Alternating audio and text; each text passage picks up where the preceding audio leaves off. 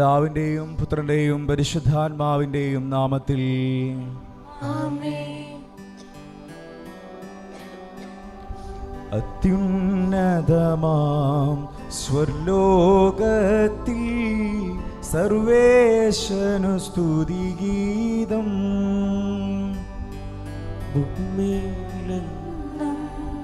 മർത്യനു ശാന്തി പ്രത്യാശയുമെന്നേക്കും.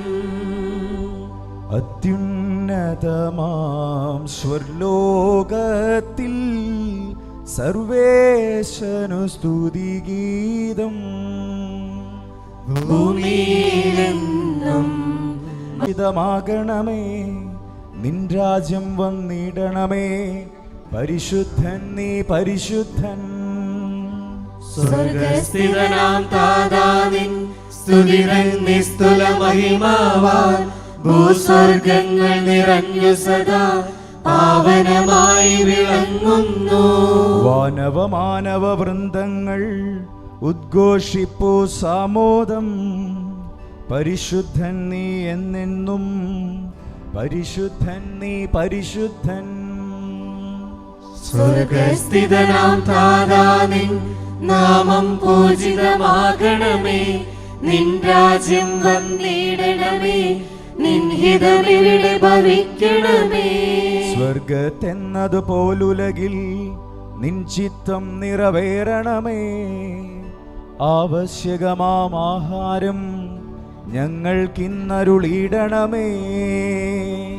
ഞങ്ങൾ കടങ്ങൾ പൊറുത്തതുപോൽ ഞങ്ങൾക്കുള്ള കടം സകലം പാപത്തിൽ ഒരു നാളും ഉൾപ്പെടുവാനിടയാകരുതേ. ദുഷ്ടാരൂപിയിൽ നിന്നെന്നും ഞങ്ങളെ രക്ഷിച്ചരുളണമേ. എന്തെന്നാളെന്നാളേക്കും രാജ്യം ശക്തി മഹത്വങ്ങൾ താവകമല്ലോ കർത്താവേ. ആമേൻ ആമേൻ എന്നേക്കും. നമുക്ക് പ്രാർത്ഥിക്കാം. സമാധാനം നമ്മോടുകൂടെ. മഹോന്നതനായ കർത്താവേ, ദൈവമായ അങ്ങേ ഞങ്ങൾ വാഴ്ത്തുന്നു. മഹത്വപൂർണമായ ത്രിത്വത്തെ ഞങ്ങളെല്ലാ സമയവും സ്തുതിക്കുന്നു. ഞങ്ങളുടെ രക്ഷകനായ മിശിഹായുടെ അനുഭവിച്ച പീഡകൾ ഭക്തിപൂർവ്വം ഞങ്ങൾ അനുസ്മരിക്കുന്നു. പാപത്തിൻ്റെയും മരണത്തിൻ്റെയും മേൽ മിശിഹ നടത്തിയ വിജയത്തിൽ ഞങ്ങളെയും പങ്കാളികളാക്കണമേ. അവിടുത്തെ പീഡാനുഭവത്തിൻ്റെയും മരണത്തിൻ്റെയും ഫലങ്ങൾ പ്രാപിക്കുവാൻ ഞങ്ങളെ അനുഗ്രഹിക്കണമേ. പിതാവും പുത്രനും പരിശുദ്ധാത്മാവുമായ സർവേശ്വരായ എന്നേക്കും ആമേൻ. നമുക്കിരിക്കാം. സങ്കീർത്തനാലാപനങ്ങളാണ്. നമുക്ക് ശ്രദ്ധയോടെ സാധിക്കുന്ന പോലെ ഏറ്റുപറഞ്ഞുകൊണ്ട് ഈ സങ്കീർത്തനങ്ങളിൽ നമുക്ക് പങ്കുചേരാം. എൻ്റെ ദൈവമേ, എൻ്റെ ദൈവമേ, എന്തുകൊണ്ട് നീ എന്നെ കൈവെടിഞ്ഞു? എൻ്റെ ദൈവമേ, എൻ്റെ ദൈവമേ, അങ്ങേക്ക് കാര്യമായി മതിക്കാത്ത മനുഷ്യരുടെ കയ്യിൽ എന്നെ വിട്ടുകൊടുക്കരുതേ. എൻ്റെ ദൈവമേ, എൻ്റെ ദൈവമേ, എന്തുകൊണ്ട് നീ എന്നെ കൈവെടിഞ്ഞു? പകൽ സമയം ഞാൻ നിന്നെ വിളിച്ചു, നീ എനിക്ക് ഉത്തരമരുളിയില്ല. രാത്രിയിലും ഞാൻ നിന്നെ വിളിച്ചു, നീ എനിക്കായി കാത്തിരുന്നില്ല. നീ പരിശുദ്ധനാകുന്നു, നിന്റെ മഹിമയിൽ ഇസ്രായേൽ വസിക്കുന്നു. എന്റെ പിതാക്കന്മാർ നിന്നിൽ ആശ്രയിച്ചു, അവർ നിന്നിൽ ശരണം ഗമിച്ചു. അപ്പോൾ നീ അവർക്ക് വിമോചനമേകി. നിന്നോടവർ നിലവിളിച്ചു, അവർ രക്ഷിക്കപ്പെടുകയും ചെയ്തു. നിന്നിൽ അവർ ആശ്രയിച്ചു, അവർ ലജ്ജിതരായില്ല. ഞാൻ മനുഷ്യനല്ല, കൃമിയാകുന്നു, മനുഷ്യരുടെ നിന്ദാവിഷയവും ജനത്തിന്റെ പരിഹാസപാത്രവുമാകുന്നു. കാണുന്നവരെല്ലാം എന്നെ അവഹേളിക്കുന്നു, അവർ വികൃതമായ ആംഗ്യങ്ങൾ കാട്ടുകയും തലയാട്ടുകയും ചെയ്യുന്നു. കർത്താവ് രക്ഷിക്കുമെന്ന് അവർ പ്രത്യാശിച്ചു. അവനിൽ സംപ്രീതനാണെങ്കിൽ കർത്താവ് അവനെ രക്ഷിക്കട്ടെ. എന്നിൽ നിന്ന് നീ അകന്നിരിക്കരുതേ, ഇതാ ദുരിതം അടുത്തിരിക്കുന്നു, എന്നെ സഹായിക്കാൻ ആരുമില്ല. നായ്ക്കൾ എന്റെ ചുറ്റും കൂട്ടം കൂടി, ദുഷ്ടരുടെ സംഘം എന്നെ വളഞ്ഞു.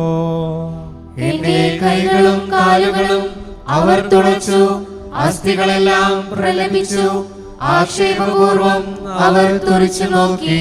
എന്റെ വസ്ത്രം അവർ ഭാഗിച്ചെടുത്തു, അങ്കിക്ക് വേണ്ടി അവർ ചിട്ടിയിട്ടു. കർത്താവേ, നീ എന്നിൽ നിന്ന് അകന്നു പോകരുതേ. എന്റെ ദൈവമേ, എന്റെ ദൈവമേ, സഹായത്തിന് വേഗം വരണമേ. വാളിൽ നിന്ന് എന്റെ ജീവനെ രക്ഷിക്കണമേ. ഏകാഗിയായ എന്നെ നായ്ക്കളിൽ നിന്ന് വിടുവിക്കണമേ. സിംഹത്തിന്റെ വായിൽ നിന്ന് എന്നെ രക്ഷിക്കണമേ.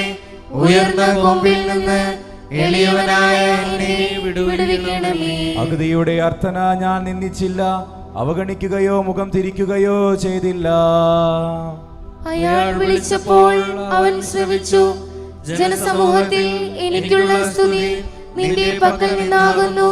ഭക്തന്മാർ കാണെ നേർച്ച ഞാൻ നിവർത്തിക്കും. ദരിദ്രർ ഭക്ഷിച്ച് തൃപ്തരാകും. കർത്താവിനെ തേടുന്നവർ അവനെ സ്തുതിക്കും. സംതൃപ്തരായി എന്നെന്നും ജീവിക്കും. ഭൂവാസികളെല്ലാവരും കർത്താവിനെ അനുസ്മരിക്കട്ടെ. അവർ അവന്റെ പക്കലേക്ക് പിന്തിരിയട്ടെ. വിജാതിയരുടെ തലമുറകളെല്ലാം തിരുമുൻപിൽ പ്രണമിക്കട്ടെ. രാജ്യം കർത്താവിൻ്റെതാകുന്നു, വിജാതിയരുടെ അധിപൻ അവനാകുന്നു. ദിവസം മുഴുവൻ ഞങ്ങൾ നിന്നെ സ്തുതിച്ചു, എന്നും നിന്റെ നാമം പ്രകീർത്തിച്ചു. എന്നിട്ടും നീ ഞങ്ങളെ വിസ്മരിച്ചു, ലജ്ജിക്കാൻ ഞങ്ങൾക്കിടയാക്കിയല്ലോ. സൈന്യത്തോടൊപ്പം നീ ഇറങ്ങുന്നില്ല, പിന്തിരിഞ്ഞോടുവാൻ ഞങ്ങൾക്കിടവരുത്തി. ശത്രുക്കൾ ഞങ്ങളെ കൊള്ളയടിച്ചു. കൊന്നു തിന്നാനുള്ള ആടിനെ പോലെ നീ ഞങ്ങളെ അവർക്ക് നൽകി. ജനതകൾക്കിടയിൽ ഞങ്ങളെ ചിതറിച്ചു.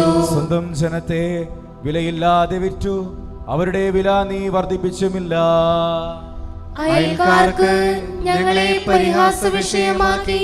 ചുറ്റുമുള്ളവർക്ക് നിന്ദയ്ക്കും ആക്ഷേപത്തിനും പാത്രമാക്കി. വിജാതിയരുടെ മധ്യത്തിൽ പഴമൊഴിയാക്കി, ജനപദങ്ങൾക്കിടയിൽ അവഹേളിതരാക്കി. ദിവസം മുഴുവൻ ഞാൻ അപമാനിതനാകുന്നു. ലജ്ജ മൂലം ഞാൻ മുഖം മറച്ചിരിക്കുന്നു. നിന്ദിക്കുകയും ദുഷിക്കുകയും ചെയ്യുന്നവന്റെ സ്വരമുയരുന്നു. പ്രതികാരം ചെയ്യുന്ന ശത്രു ഇതാ എന്റെ മുൻപിൽ. ഇതെല്ലാം ഞങ്ങൾക്ക് സംഭവിച്ചുവെങ്കിൽ എങ്കിലും ഞങ്ങൾ നിന്നെ മറന്നില്ല. നിന്റെ ഉടമ്പടി ഞങ്ങൾ ലംഘിച്ചിട്ടില്ല, പിന്നോക്കം ഞങ്ങൾ തിരിഞ്ഞതില്ല. നിന്റെ മാർഗത്തിൽ നിന്ന് മാറിയില്ല. വീണ്ടും നീ ഞങ്ങളെ എളിമപ്പെടുത്തി മരണത്തിന്റെ നിഴലിൽ മൂടിക്കളഞ്ഞു. എന്നിട്ടും തിരുനാമം ഞങ്ങൾ വിസ്മരിച്ചില്ല, അന്യദേവന്മാരുടെ നേർക്ക് കൈനീട്ടിയുമില്ല. ഇതെല്ലാം പരിശോധിക്കുന്നത് ദൈവമാകുന്നു. ഹൃദയവിചാരങ്ങൾ അവനറിയുന്നു. നിന്നെ പ്രതി അനുദിനം ഞങ്ങൾ വധിക്കപ്പെടുന്നു, അറക്കുവാനുള്ള ആടുകളായി ഗണിക്കപ്പെടുന്നു. കർത്താവേ, ഉറങ്ങരുതേ, ഉണരണമേ, ഞങ്ങളെ ഓർക്കണമേ, മറക്കരുതേ. ഞങ്ങളിൽ നിന്ന് തിരുവചനം തിരിക്കരുതേ, ഞങ്ങളുടെ താഴ്ചയും ഞെരുക്കവും മറക്കരുതേ. പൂഴിയോളം ഞങ്ങൾ താഴ്ന്നിരിക്കുന്നു, ഉദരം നിലത്തൊട്ടിച്ചേർന്നു പോയി. കാരുണ്യപൂർവ്വം നീ എഴുന്നേൽക്കണമേ, സഹായിക്കണമേ, രക്ഷ അരുളണമേ. ദൈവമേ, എന്നോട് കരുണ തോന്നണമേ. എന്തെന്നാൽ മനുഷ്യർ എന്നെ ചവിട്ടി മെതിക്കുന്നു, മല്ലന്മാർ ദിവസം മുഴുവൻ എന്നെ ഞെരുക്കുന്നു. ദിവസം മുഴുവൻ എന്റെ ശത്രുക്കൾ എന്നെ ചവിട്ടി മെതിക്കുന്നു. അനേകം യോദ്ധാക്കൾ എനിക്കെതിരായി പ്രബലപ്പെടുന്നു. ഞാൻ ദൈവത്തിൽ ആശ്രയിക്കുന്നു, പകൽ സമയത്ത് പോലും ഞാൻ ഭയപ്പെടുകയില്ല. ദൈവത്തിൽ ഞാൻ അഭിമാനിക്കുന്നു, അവനിൽ ഞാൻ സമാശ്രയിക്കുന്നു. എനിക്ക് ഭയാശങ്കകളില്ല, മനുഷ്യന് എന്നോട് എന്തു ചെയ്യാനാകും? അവർ ദിവസം മുഴുവനും എനിക്കെതിരായി ആലോചിക്കുന്നു, തിന്മ നിരൂപിക്കുന്നു. അവർ ഒളിച്ചിരിക്കുന്നു, എന്നെ അപായപ്പെടുത്തുവാൻ കാത്തിരിക്കുന്നു, എന്റെ കുതുകാലുകളെ നിരീക്ഷിക്കുന്നു. അവനെ രക്ഷിക്കാൻ ആരുമില്ലെന്ന് അവർ വീമ്പിളക്കുന്നു. വിജാതിയരോടുള്ള കോപത്തിൽ നീ അവരെ വിധിക്കണമേ. ദൈവമേ, നിന്നിലുള്ള വിശ്വാസം ഞാൻ അറിയിച്ചു. എന്റെ കണ്ണീരെല്ലാം തിരുസന്നിധിയിൽ സൂക്ഷിക്കണമേ. നിന്റെ ഗ്രന്ഥത്തിൽ അവ രേഖപ്പെടുത്തണമേ. എന്റെ ശത്രുക്കൾ ലജ്ജിച്ച് പുറംതിരിയട്ടെ. ദൈവം എന്നോടൊത്താണെന്ന് ഞാൻ അറിയുന്നു. ദൈവവചനം ഞാൻ കീർത്തിക്കുന്നു, ദൈവത്തിൽ ഞാൻ ആശ്രയിക്കുന്നു. നിനക്കുള്ള നേർച്ചകൾ ഞാൻ നിറവേറ്റും, കൃതജ്ഞതാ ബലി അർപ്പിക്കും. എന്റെ ആത്മാവിനെ മരണത്തിൽ നിന്ന് പാദങ്ങളെ വീഴ്ചയിൽ നിന്നും അങ്ങ് സംരക്ഷിച്ചു. പിതാവിനും പുത്രനും പരിശുദ്ധാത്മാവിനും സ്തുതി. എന്റെ ദൈവമേ എന്തുകൊണ്ട് നീ എന്നെ കൈവിടിഞ്ഞു? എന്റെ ദൈവമേ അങ്ങേ കാര്യമായി മതിക്കാത്ത മനുഷ്യരുടെ കയ്യിൽ എന്നെ വിട്ടുകൊടുക്കരുതേ. നമുക്ക് പ്രാർത്ഥിക്കാം. സമാധാനം നമ്മോടുകൂടെ. ഞങ്ങളുടെ കർത്താവായ ദൈവമേ, മനുഷ്യവംശത്തിന് നൽകിയ നന്മകൾക്കായി അങ്ങയുടെ മഹനീയ ത്രിത്വത്തിന്റെ ഉന്നതവും ഭാഗ്യപൂർണവും പരിശുദ്ധവുമായ നാമത്തിന് സ്തുതിയും ബഹുമാനവും കൃതജ്ഞതയും ആരാധനയും നിരന്തരം സമർപ്പിക്കുവാൻ ഞങ്ങൾ കടപ്പെട്ടവരാകുന്നു. പിതാവും പുത്രനും പരിശുദ്ധാത്മാവുമായ സർവേശ്വരായ എന്നേക്കും ആമേൻ. മിശിഹാ കർത്താവേ, നരകുലരക്ഷകനേ, ഞങ്ങളടച്ചിടുമീ പ്രാർത്ഥന തിരുമുൻപിൽ പരിമളമേലും ധൂപം പോൽ കൈക്കൊണ്ടരുളേണം.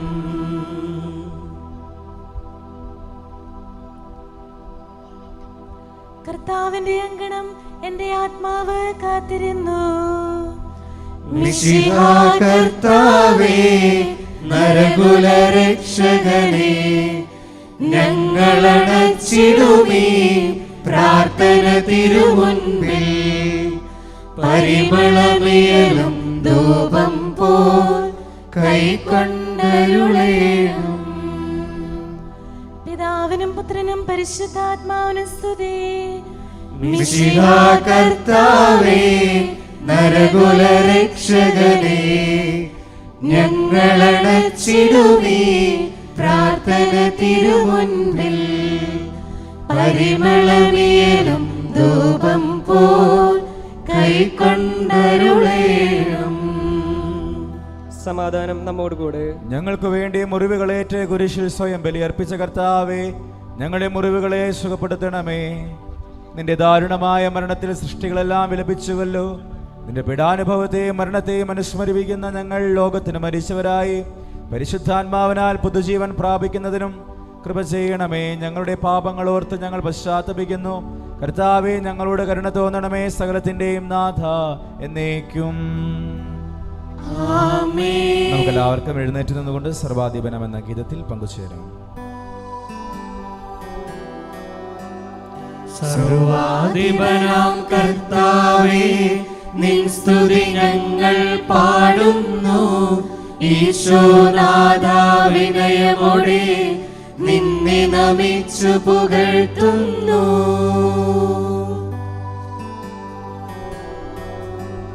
മർത്യനു നിത്യമഹോന്നതമാ ഉത്താനം നീ അരുളുന്നു. അക്ഷയം അവനുടെ ആത്മാവിൻ ഉത്തമ രക്ഷയുമേകുന്നു. നമുക്ക് പ്രാർത്ഥിക്കാം. സമാധാനം നമ്മോടുകൂടെ. എന്റെ കർത്താവേ, നീ സത്യമായും ഞങ്ങളുടെ ശരീരങ്ങളെ ഉയർപ്പിക്കുന്നവനും ആത്മാക്കളെ രക്ഷിക്കുന്നവനും ജീവനെ നിത്യം പരിപാലിക്കുന്നവനുമാകുന്നു. ഞങ്ങളെപ്പോഴും നിനക്ക് സ്തുതിയും കൃതജ്ഞതയും ആരാധനയും സമർപ്പിക്കുവാൻ കടപ്പെട്ടവരാകുന്നു. സകലത്തിന്റെയും നാഥ എന്നേക്കും ആമേൻ. ശബ്ദമുയർത്തി പാടിടുവിൻ, സർവരും ഒന്നായി പാടിടുവിൻ. എന്നെന്നും ജീവിക്കും സർവേശ്വരനെ വാഴ്ത്തിടുവിൻ. പരിപാവനനാം സർവേശ, പരിപാവനനാം ബലവാനേ, പരിപാവനനാം അമർത്യനേ, കാരുണ്യം നീ ചൊരിയണമേ. നമുക്ക് പ്രാർത്ഥിക്കാം. സമാധാനം നമ്മോടുകൂടെ. വിശുദ്ധരിൽ സംപ്രീതനായി വസിക്കുന്ന പരിശുദ്ധനും സ്തുത്യർഹനും ബലവാനും അമർത്യനുമായ കർത്താവേ, അങ്ങയുടെ സ്വഭാവത്തിനൊത്ത വിധം എപ്പോഴും ഞങ്ങളെ കടാക്ഷിക്കുകയും അനുഗ്രഹിക്കുകയും ഞങ്ങളോട് കരുണ കാണിക്കുകയും ചെയ്യണമേ. പിതാവും പുത്രനും പരിശുദ്ധാത്മാവുമായ സർവേശ്വരായ എന്നേക്കും എല്ലാവർക്കും ഇരിക്കാം. വിശുദ്ധ ഗ്രന്ഥ വായനകളാണ്. പ്രാർത്ഥനയോടെ ഈ വിശുദ്ധ ഗ്രന്ഥ വായനകളിൽ നമുക്ക് പങ്കുചേരാം. ഒന്നാം വായന ഉൽപ്പത്തിയുടെ പുസ്തകത്തിൽ നിന്നുള്ള വായന 22-ാം അധ്യായം 1 മുതൽ 19 വരെയുള്ള വാക്യങ്ങൾ. കർത്താവെ അനുഗ്രഹിക്കണം. ദൈവം അനുഗ്രഹിക്കട്ടെ. പിന്നീട് ഒരിക്കൽ ദൈവം അബ്രാഹത്തെ പരീക്ഷിച്ചു. അബ്രാഹം അവിടുന്ന് വിളിച്ചു, ഇതാ ഞാൻ, അവൻ വിളി കേട്ടു. നീ സ്നേഹിക്കുന്ന നിന്റെ ഏകമകൻ ഇസഹാക്കിനെയും കൂട്ടിക്കൊണ്ട് മോറിയ ദേശത്തേക്ക് പോവുക. അവിടെ ഞാൻ കാണിച്ചു തരുന്ന മലമുകളിൽ നീ അവനെ എനിക്കൊരു ദഹനബലിയായി അർപ്പിക്കണം. അബ്രാഹം അതിരാവിലെ എഴുന്നേറ്റ് കഴുതയ്ക്ക് ജീനിയിട്ട് 2 വേലക്കാരെയും മകൻ ഇസഹാക്കിനെയും കൂട്ടി ബലിക്ക് വേണ്ട വിറകും കീറിയെടുത്ത് ദൈവം പറഞ്ഞ സ്ഥലത്തേക്ക് പുറപ്പെട്ടു. 3-ാം ദിവസം അവൻ തല ഉയർത്തി നോക്കിയപ്പോൾ അകലെ ആ സ്ഥലം കണ്ടു. അവൻ വേലക്കാരോട് പറഞ്ഞു, കഴുതയുമായി നിങ്ങൾ ഇവിടെ നിൽക്കുക, ഞാനും മകനും അവിടെ പോയി ആരാധിച്ച് തിരിച്ചു വരാം. അബ്രാഹാം ദഹനബലിക്കുള്ള വിറകെടുത്ത് മകൻ ഇസഹാക്കിൻ്റെ ചുമലിൽ വെച്ചു. കത്തിയും തീയും അവൻ തന്നെ എടുത്തു. അവർ ഒരുമിച്ച് മുമ്പോട്ട് നടന്നു. ഇസഹാക്ക് തൻ്റെ പിതാവായ അബ്രാഹത്തെ വിളിച്ചു. പിതാവേ, എന്താ മകനെ? അവൻ വിളി കേട്ടു. ഇസഹാക്ക് പറഞ്ഞു, തീയും വിറകുമുണ്ടല്ലോ, എന്നാൽ ദഹനബലിക്കുള്ള കുഞ്ഞാടെവിടെ? അവൻ മറുപടി പറഞ്ഞു, ബലിക്കുള്ള കുഞ്ഞാടിനെ ദൈവം തന്നെ തരും. അവരൊന്നിച്ച് മുമ്പോട്ട് പോയി. ദൈവം പറഞ്ഞ സ്ഥലത്തെത്തിയപ്പോൾ അബ്രാഹാം അവിടെ ഒരു ബലിപീഠം പണിതു. വിറകടുക്കി വെച്ചിട്ട് ഇസഹാക്കിനെ ബന്ധിച്ച് വിറകിന് മീതെ കിടത്തി. മകനെ ബലി കഴിക്കാൻ അബ്രാഹാം കത്തി കയ്യിലെടുത്തു. തൽക്ഷണം കർത്താവിൻ്റെ ദൂതൻ ആകാശത്തു നിന്ന് അബ്രാഹാം, അബ്രാഹാം എന്ന് വിളിച്ചു. ഇതാ ഞാൻ, അവൻ വിളി കേട്ടു. കുട്ടിയുടെ മേൽ കൈവയ്ക്കരുത്, അവനെ ഒന്നും ചെയ്യരുത്. നീ ദൈവത്തെ ഭയപ്പെടുന്നുവെന്ന് എനിക്കിപ്പോൾ ഉറപ്പായി. കാരണം നിന്റെ ഏകപുത്രനെ എനിക്ക് തരാൻ നീ മടി കാണിച്ചില്ല. അബ്രാഹാം തലപൊക്കി നോക്കിയപ്പോൾ തൻ്റെ പിന്നിൽ മുൾച്ചെടികളിൽ കൊമ്പുടക്കി കിടക്കുന്ന ഒരു മുട്ടാടിനെ കണ്ടു. അവൻ അതിനെ മകനു പകരം ദഹനബലി അർപ്പിച്ചു. അബ്രാഹാം ആ സ്ഥലത്തിന് യാഹ്വേരെ എന്ന് പേരിട്ടു. കർത്താവിൻ്റെ മലയിൽ അവിടുന്ന് വേണ്ടത് പ്രദാനം ചെയ്യുന്നുവെന്ന് ഇന്നുവരെയും പറയപ്പെടുന്നു. കർത്താവിൻ്റെ ദൂതൻ ആകാശത്തു നിന്ന് വീണ്ടും അബ്രാഹത്തെ വിളിച്ചു പറഞ്ഞു, കർത്താവ് അരുളി ചെയ്യുന്നു, നീ നിന്റെ ഏകപുത്രനെ പോലും എനിക്ക് തരാൻ മടിക്കായക കൊണ്ട് ഞാൻ ശപഥം ചെയ്യുന്നു. ഞാൻ നിന്നെ സമൃദ്ധമായി അനുഗ്രഹിക്കും. നിന്റെ സന്തതികളെ ആകാശത്തിലെ നക്ഷത്രങ്ങൾ പോലെയും കടൽ തീരത്തിലെ മണൽത്തരി പോലെയും ഞാൻ വർദ്ധിപ്പിക്കും. ശത്രുവിന് നഗര കവാടങ്ങൾ അവർ പിടിച്ചെടുക്കും. നീ എൻ്റെ വാക്കനുസരിച്ചത് കൊണ്ട് നിന്റെ സന്തതിയിലൂടെ ലോകത്തിലെ ജനതകളെല്ലാം അനുഗ്രഹിക്കപ്പെടും. അബ്രാഹാം എഴുന്നേറ്റ് തൻ്റെ വേലക്കാരുടെ അടുത്തേക്ക് ചെന്നു. അവരൊന്നിച്ച് ബേർഷെബയിലേക്ക് തിരിച്ചുപോയി. അബ്രാഹാം ബേർഷെബയിൽ പാർത്തു. ദൈവമായ കർത്താവിനെ സ്തുതി. കർത്താവിന്റെ രക്ഷയും പ്രകാശവുമാകുന്നു. ഞാൻ ആരെ പേടിക്കണം? രഹസ്യങ്ങൾ അറിയുന്ന ദൈവമേ, അങ്ങയുടെ തിരുമുൻപിൽ നിന്ന് എന്നെ തള്ളിക്കളയരുതേ. കർത്താവ് എന്റെ ജീവന്റെ ശക്തിയാകുന്നു. ആരിൽ നിന്ന് ഞാൻ വിരണ്ടോടണം? നിന്ദകരും എതിരാളികളും ദുർവൃത്തരും എന്നെ വിഴുങ്ങുവാൻ സമീപിച്ചു. അപ്പോൾ അവർ ഒന്നടങ്കം മറിഞ്ഞു വീണു. ഒരു കാര്യം ഞാൻ കർത്താവിനോട് ചോദിച്ചിട്ടുണ്ട്, അങ്ങ് തന്നെ അതുതന്നെ ഞാൻ അപേക്ഷിക്കുന്നു. എനിക്ക് ജീവിതകാലം മുഴുവൻ കർത്താവിന്റെ ഭവനത്തിൽ വസിക്കണം. കർത്താവേ, നിന്നെ ഞാൻ വിളിക്കുമ്പോൾ എൻ്റെ ശബ്ദം കേൾക്കണമേ. എന്നിൽ കനിയണമേ, എനിക്ക് ഉത്തരമരുളണമേ. എൻ്റെ ഹൃദയം നിന്നോട് സംസാരിക്കുന്നു, എൻ്റെ വദനം തിരുമുഖം തേടുന്നു. കർത്താവേ, നിന്റെ മുഖം എന്നിൽ നിന്ന് മറയ്ക്കരുതേ. എൻ്റെ സഹായകനായ കർത്താവേ, നിന്റെ ദാസനായ എന്നെ ദ്വേഷത്തോടെ ശിക്ഷിക്കരുതേ.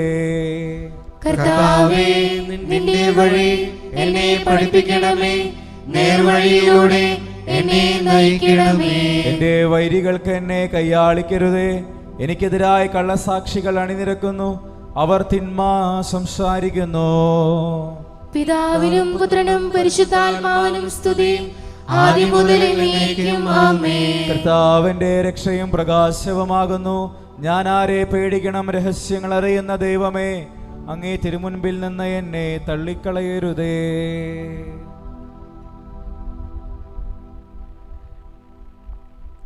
രണ്ടാം വായന. യെശയ്യായുടെ പുസ്തകത്തിൽ നിന്നുള്ള വായന. കർത്താവെ ആശീർവദിക്കണമേ. ദൈവം അനുഗ്രഹിക്കട്ടെ.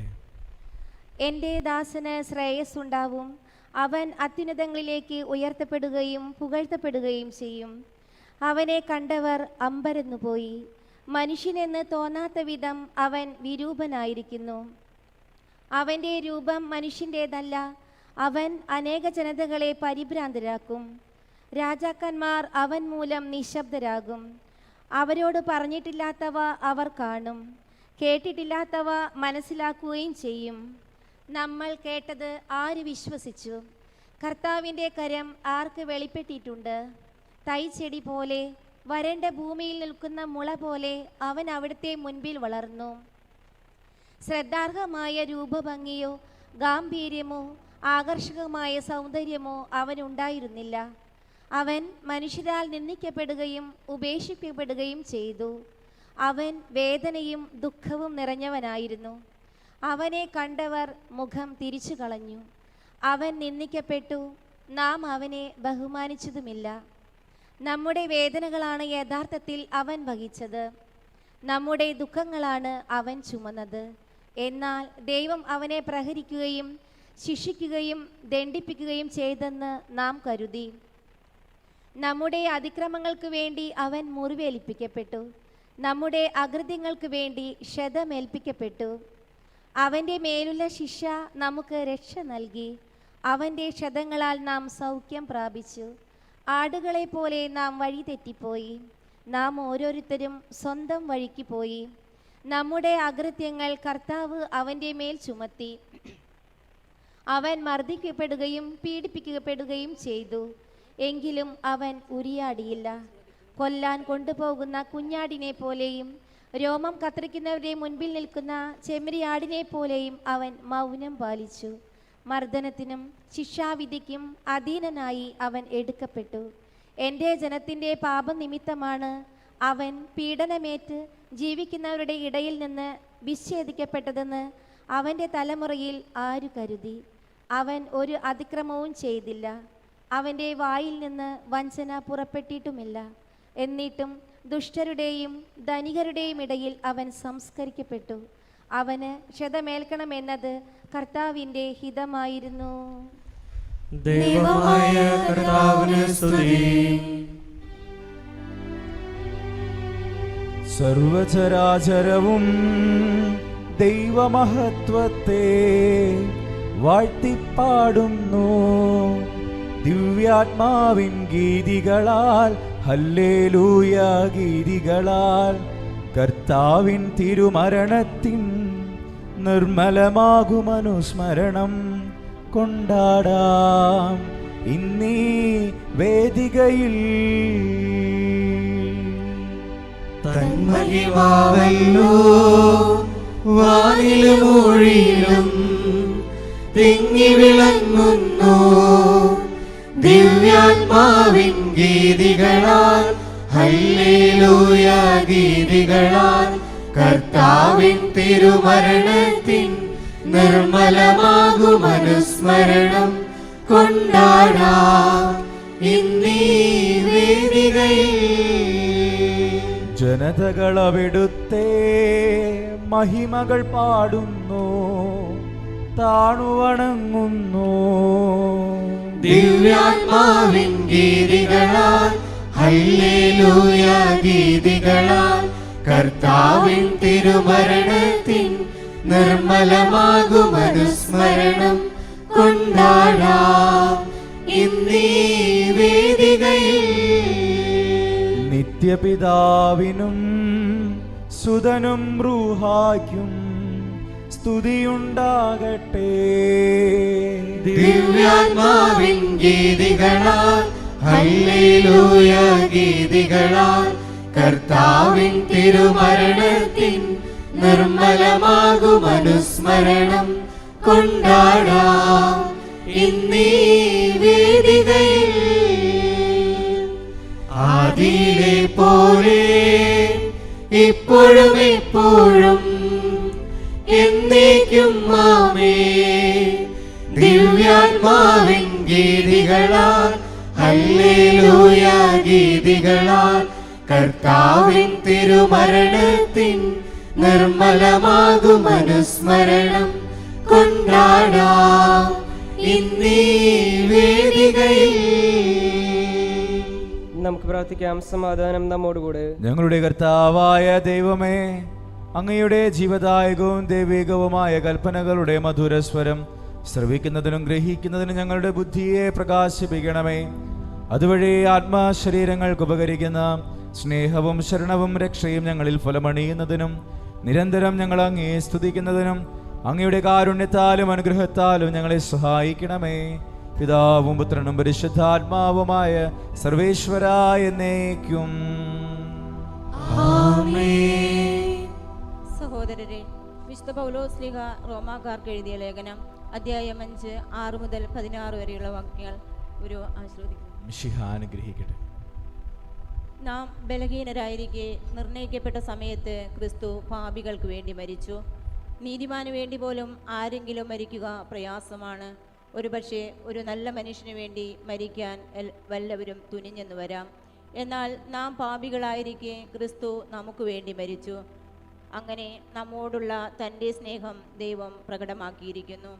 ആകയാൽ ഇപ്പോൾ അവൻ്റെ രക്തത്താൽ നീതീകരിക്കപ്പെട്ട നാം അവൻ മൂലം ക്രോധത്തിൽ നിന്ന് രക്ഷിക്കപ്പെടുമെന്നത് തീർച്ചയാണല്ലോ.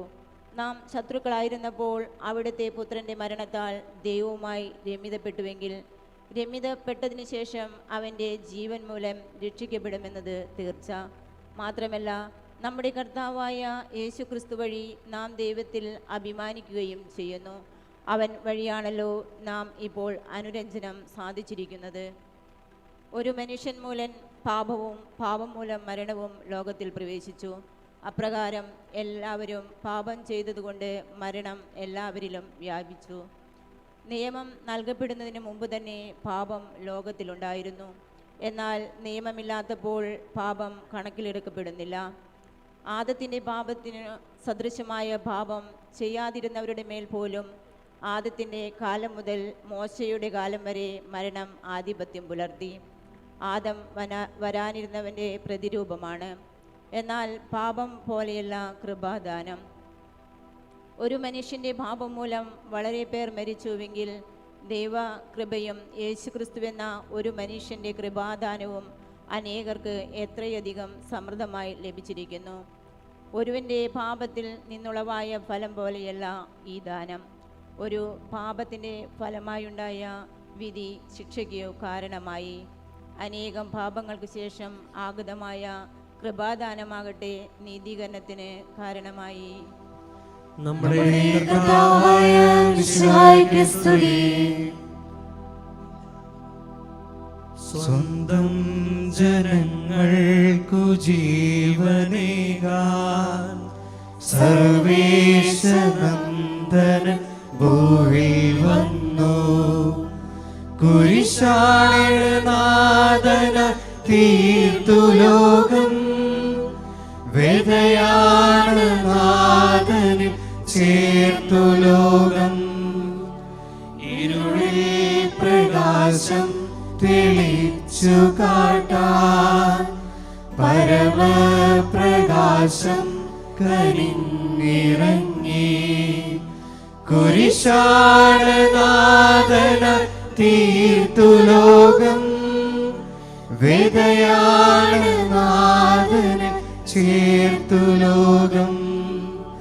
സ്വന്തം ജനങ്ങൾക്കു ജീവനേകാൻ സർവേശനന്ദനൻ ഭൂവിൽ വന്നു.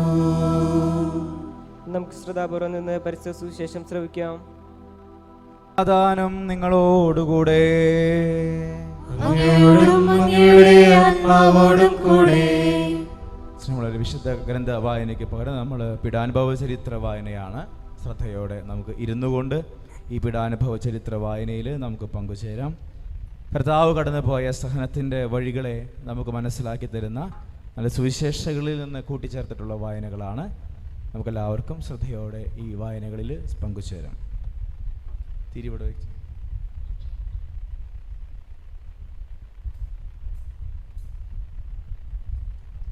നമ്മുടെ കർത്താവ് ഈശോ മിശിഹായുടെ പീഡാനുഭവ ചരിത്രം.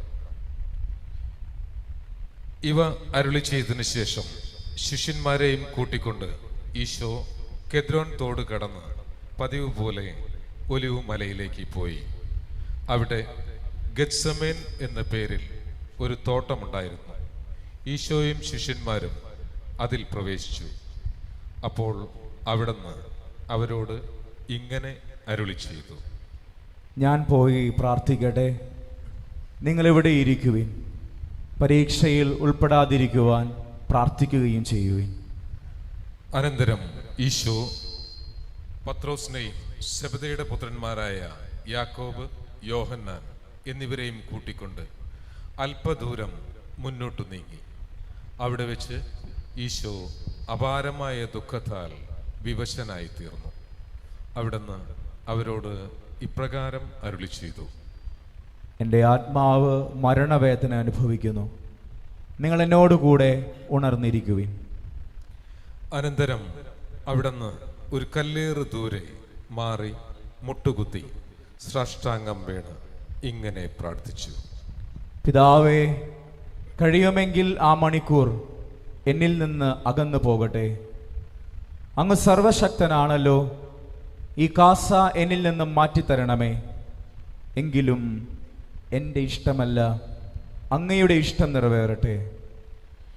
ഈശോ ശിഷ്യന്മാരുടെ പക്കലേക്ക് മടങ്ങി ചെന്നപ്പോൾ അവർ ഉറങ്ങുന്നതായാണ് കണ്ടത്.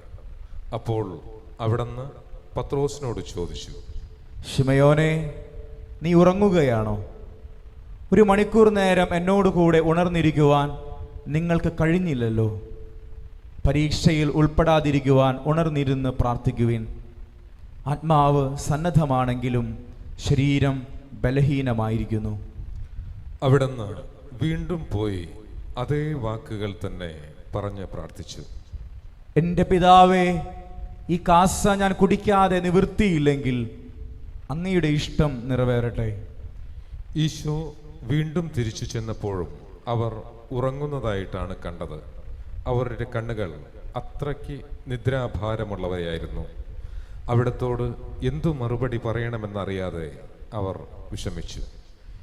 ഈശോ അവരെ വിട്ട് മൂന്നാം പ്രാവശ്യവും പ്രാർത്ഥിക്കാൻ പോയി.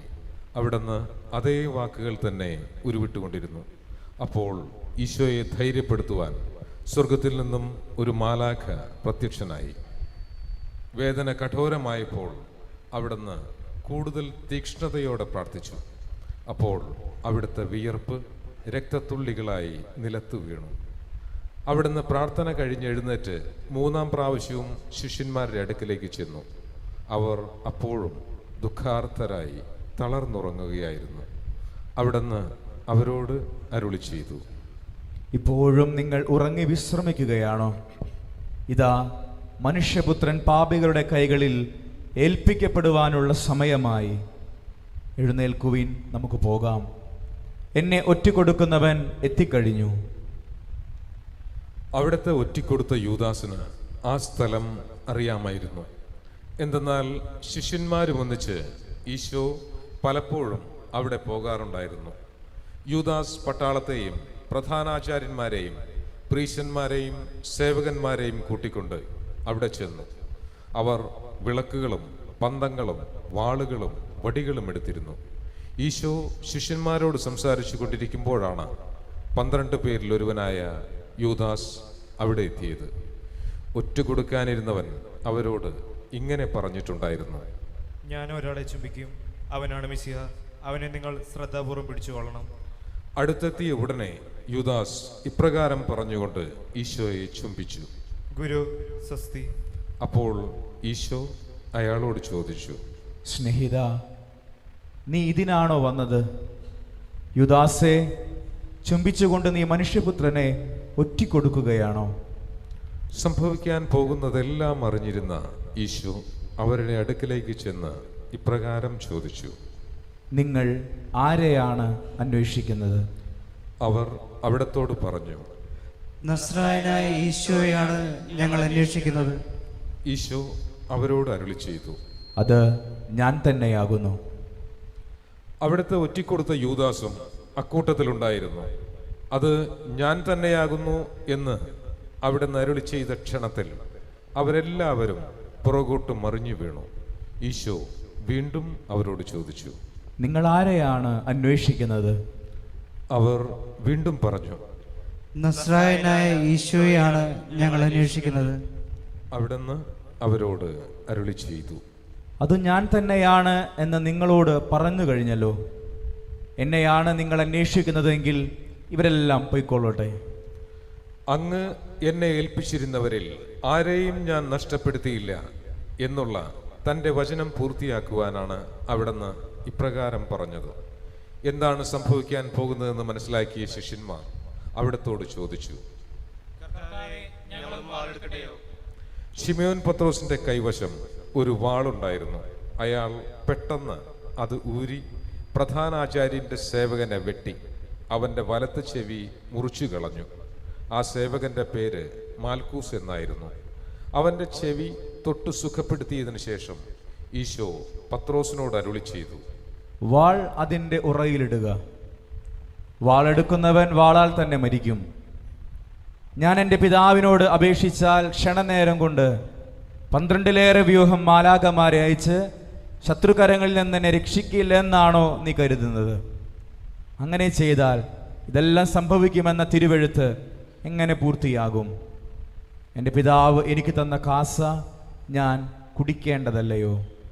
അനന്തരം ഈശോ ആ ജനക്കൂട്ടത്തോട് അരുളി ചെയ്തു, ഒരു കവർച്ചക്കാരനെ പിടിക്കാൻ എന്നവണ്ണം വാളുകളും വടികളുമായി നിങ്ങൾ ഇപ്പോൾ എൻ്റെ അടുക്കൽ വന്നിരിക്കുന്നു. ഞാൻ എല്ലാ ദിവസവും ദേവാലയത്തിൽ പഠിപ്പിച്ചിരുന്നവനല്ലേ? അന്നൊന്നും നിങ്ങൾ എന്നെ പിടികൂടിയില്ലല്ലോ. ഇത് നിങ്ങളുടെ സമയമാണ്. ഇത് അന്ധകാരത്തിൻ്റെ ഭരണമാണ്. പ്രവചനങ്ങൾ പൂർത്തിയാകുവാൻ ഇങ്ങനെയെല്ലാം സംഭവിച്ചേ മതിയാകൂ. അപ്പോൾ സഹസ്രാധിപനും പട്ടാളക്കാരും യൂതന്മാരുടെ പരിചാരകനും ചേർന്ന് ഈശോയെ പിടിച്ച് ബന്ധിച്ചു. അത് കേട്ട് ശിഷ്യന്മാരെല്ലാവരും അവിടത്തെ ഉപേക്ഷിച്ച് ഓടിപ്പോയി. എന്നാൽ ഒരു യുവാവ് ഈശോയെ അനുഗമിച്ചിരുന്നു. അവർ അയാളെ പിടികൂടി ധരിച്ചിരുന്ന വസ്ത്രവും ഉപേക്ഷിച്ച് അയാളും ഓടി രക്ഷപ്പെട്ടു. ഈശോയെ ആദ്യം അവർ അന്നാസിന്റെ പക്കലേക്കാണ് കൊണ്ടുപോയത്. എന്തെന്നാൽ അയാൾ അക്കൊല്ലത്തെ മഹാപുരോഹിതനായ കയ്യപ്പായുടെ ശ്വശുരനായിരുന്നു. ജനങ്ങൾ ഒന്നാകെ നശിക്കാതിരിക്കാൻ ഒരാൾ അവർക്ക് പകരം മരിക്കുന്നത് നല്ലതാണെന്ന് ഒരിക്കൽ പ്രസ്താവിച്ചിട്ടുള്ള മനുഷ്യനായിരുന്നു കയ്യപ്പ. പ്രധാനാചാര്യന്മാർ ഈശോയോട് അവിടുത്തെ ശിഷ്യന്മാരെയും ഉപദേശങ്ങളെയും പറ്റി ചോദിച്ചു. ഈശോ ഇപ്രകാരം മറുപടി പറഞ്ഞു, ഞാൻ ജനങ്ങളോട് പരസ്യമായിട്ടാണ് സംസാരിച്ചിട്ടുള്ളത്. യൂതന്മാരുടെ സംഘത്തിലും ദേവാലയത്തിലുമല്ലാതെ രഹസ്യമായി ഞാനൊന്നും പഠിപ്പിച്ചിട്ടില്ല. പിന്നെ എന്തിനാണ് എന്നോട് ചോദിക്കുന്നത്? ഞാൻ എന്തു പറഞ്ഞുവെന്ന് എൻ്റെ ശ്രോതാക്കളോട് തന്നെ ചോദിക്കുക. ഞാൻ പറഞ്ഞതെല്ലാം അവർക്കറിയാമല്ലോ.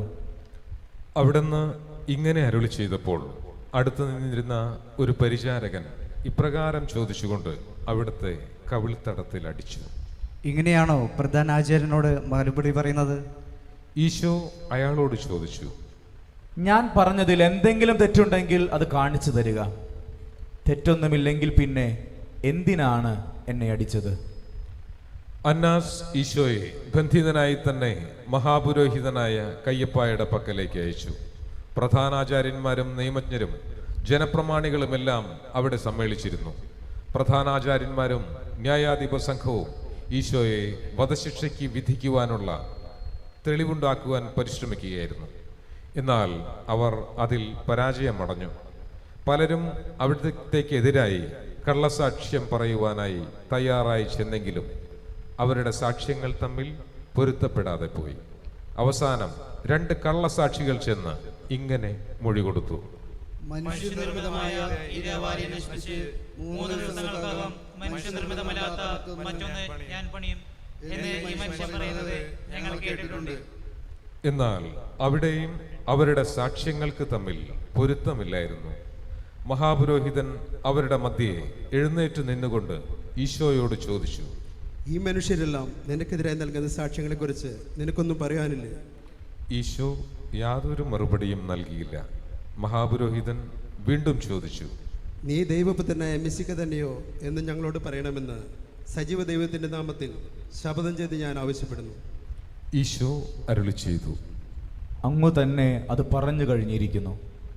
മനുഷ്യപുത്രൻ സർവശക്തന്റെ വലതുഭാഗത്ത് ഇരിക്കുന്നതും വാനമേഘങ്ങളിൽ എഴുന്നള്ളി വരുന്നതും നിങ്ങൾ കാണുമെന്ന് ഞാൻ നിങ്ങളോട് പറയുന്നു. അതു കേട്ടപ്പോൾ മഹാപുരോഹിതൻ തന്റെ വസ്ത്രങ്ങൾ വലിച്ചു കീറിക്കൊണ്ട് പറഞ്ഞു, ഇവൻ ദൈവദോഷം പറഞ്ഞിരിക്കുന്നു. ഇനി സാക്ഷികളെ കൊണ്ട് നമുക്ക് എന്താവശ്യം? ഇവൻ ദൈവദോഷം പറയുന്നത് നിങ്ങൾ തന്നെ കേട്ടല്ലോ. നിങ്ങളുടെ അഭിപ്രായം എന്താണ്? അവർ മറുപടി പറഞ്ഞു, ഇവൻ മരണശിക്ഷയ്ക്ക് അർഹനാകുന്നു. പിന്നീട് അവർ അവിടുത്തെ മുഖത്ത് തുപ്പുകയും ഇടിക്കുകയും കരണത്ത് അടിക്കുകയും ചെയ്തു. കണ്ണുകൾ മൂടിക്കെട്ടിയതിനു ശേഷം ഇപ്രകാരം ചോദിച്ചുകൊണ്ട് അവിടുത്തെ അടിച്ചു. നിന്നെ അടിച്ചത് ആരാണെന്ന് പ്രവചിക്കുക. അവർ അവിടത്തേക്കെതിരായി പല ദൂഷണങ്ങളും പറഞ്ഞുകൊണ്ടിരുന്നു. ശിമയോൻ പത്രോസും മറ്റൊരു ശിഷ്യനും മഹാപുരോഹിതന്റെ അങ്കണം വരെ ദൂരത്തുകൂടെ ഈശോയെ അനുഗമിക്കുന്നുണ്ടായിരുന്നു. ആ ശിഷ്യൻ മഹാപുരോഹിതനെ പരിചയമുണ്ടായിരുന്നതിനാൽ ഈശോയോട് കൂടെ മഹാപുരോഹിതന്റെ നടുമുറ്റത്ത് പ്രവേശിക്കുവാൻ സാധിച്ചു. എന്നാൽ പത്രോസ് പുറത്ത് വാതിൽക്കൽ നിൽക്കുകയായിരുന്നു.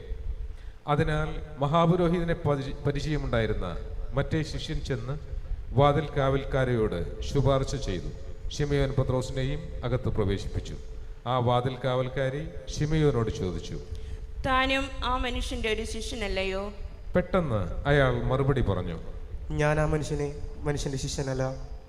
കാര്യങ്ങൾ എങ്ങനെ അവസാനിക്കുമെന്ന് കാണാനായി ശിമയോൻ ഭൃത്യന്മാരോട് കൂടെ അകത്ത് കാത്തിരുന്നു.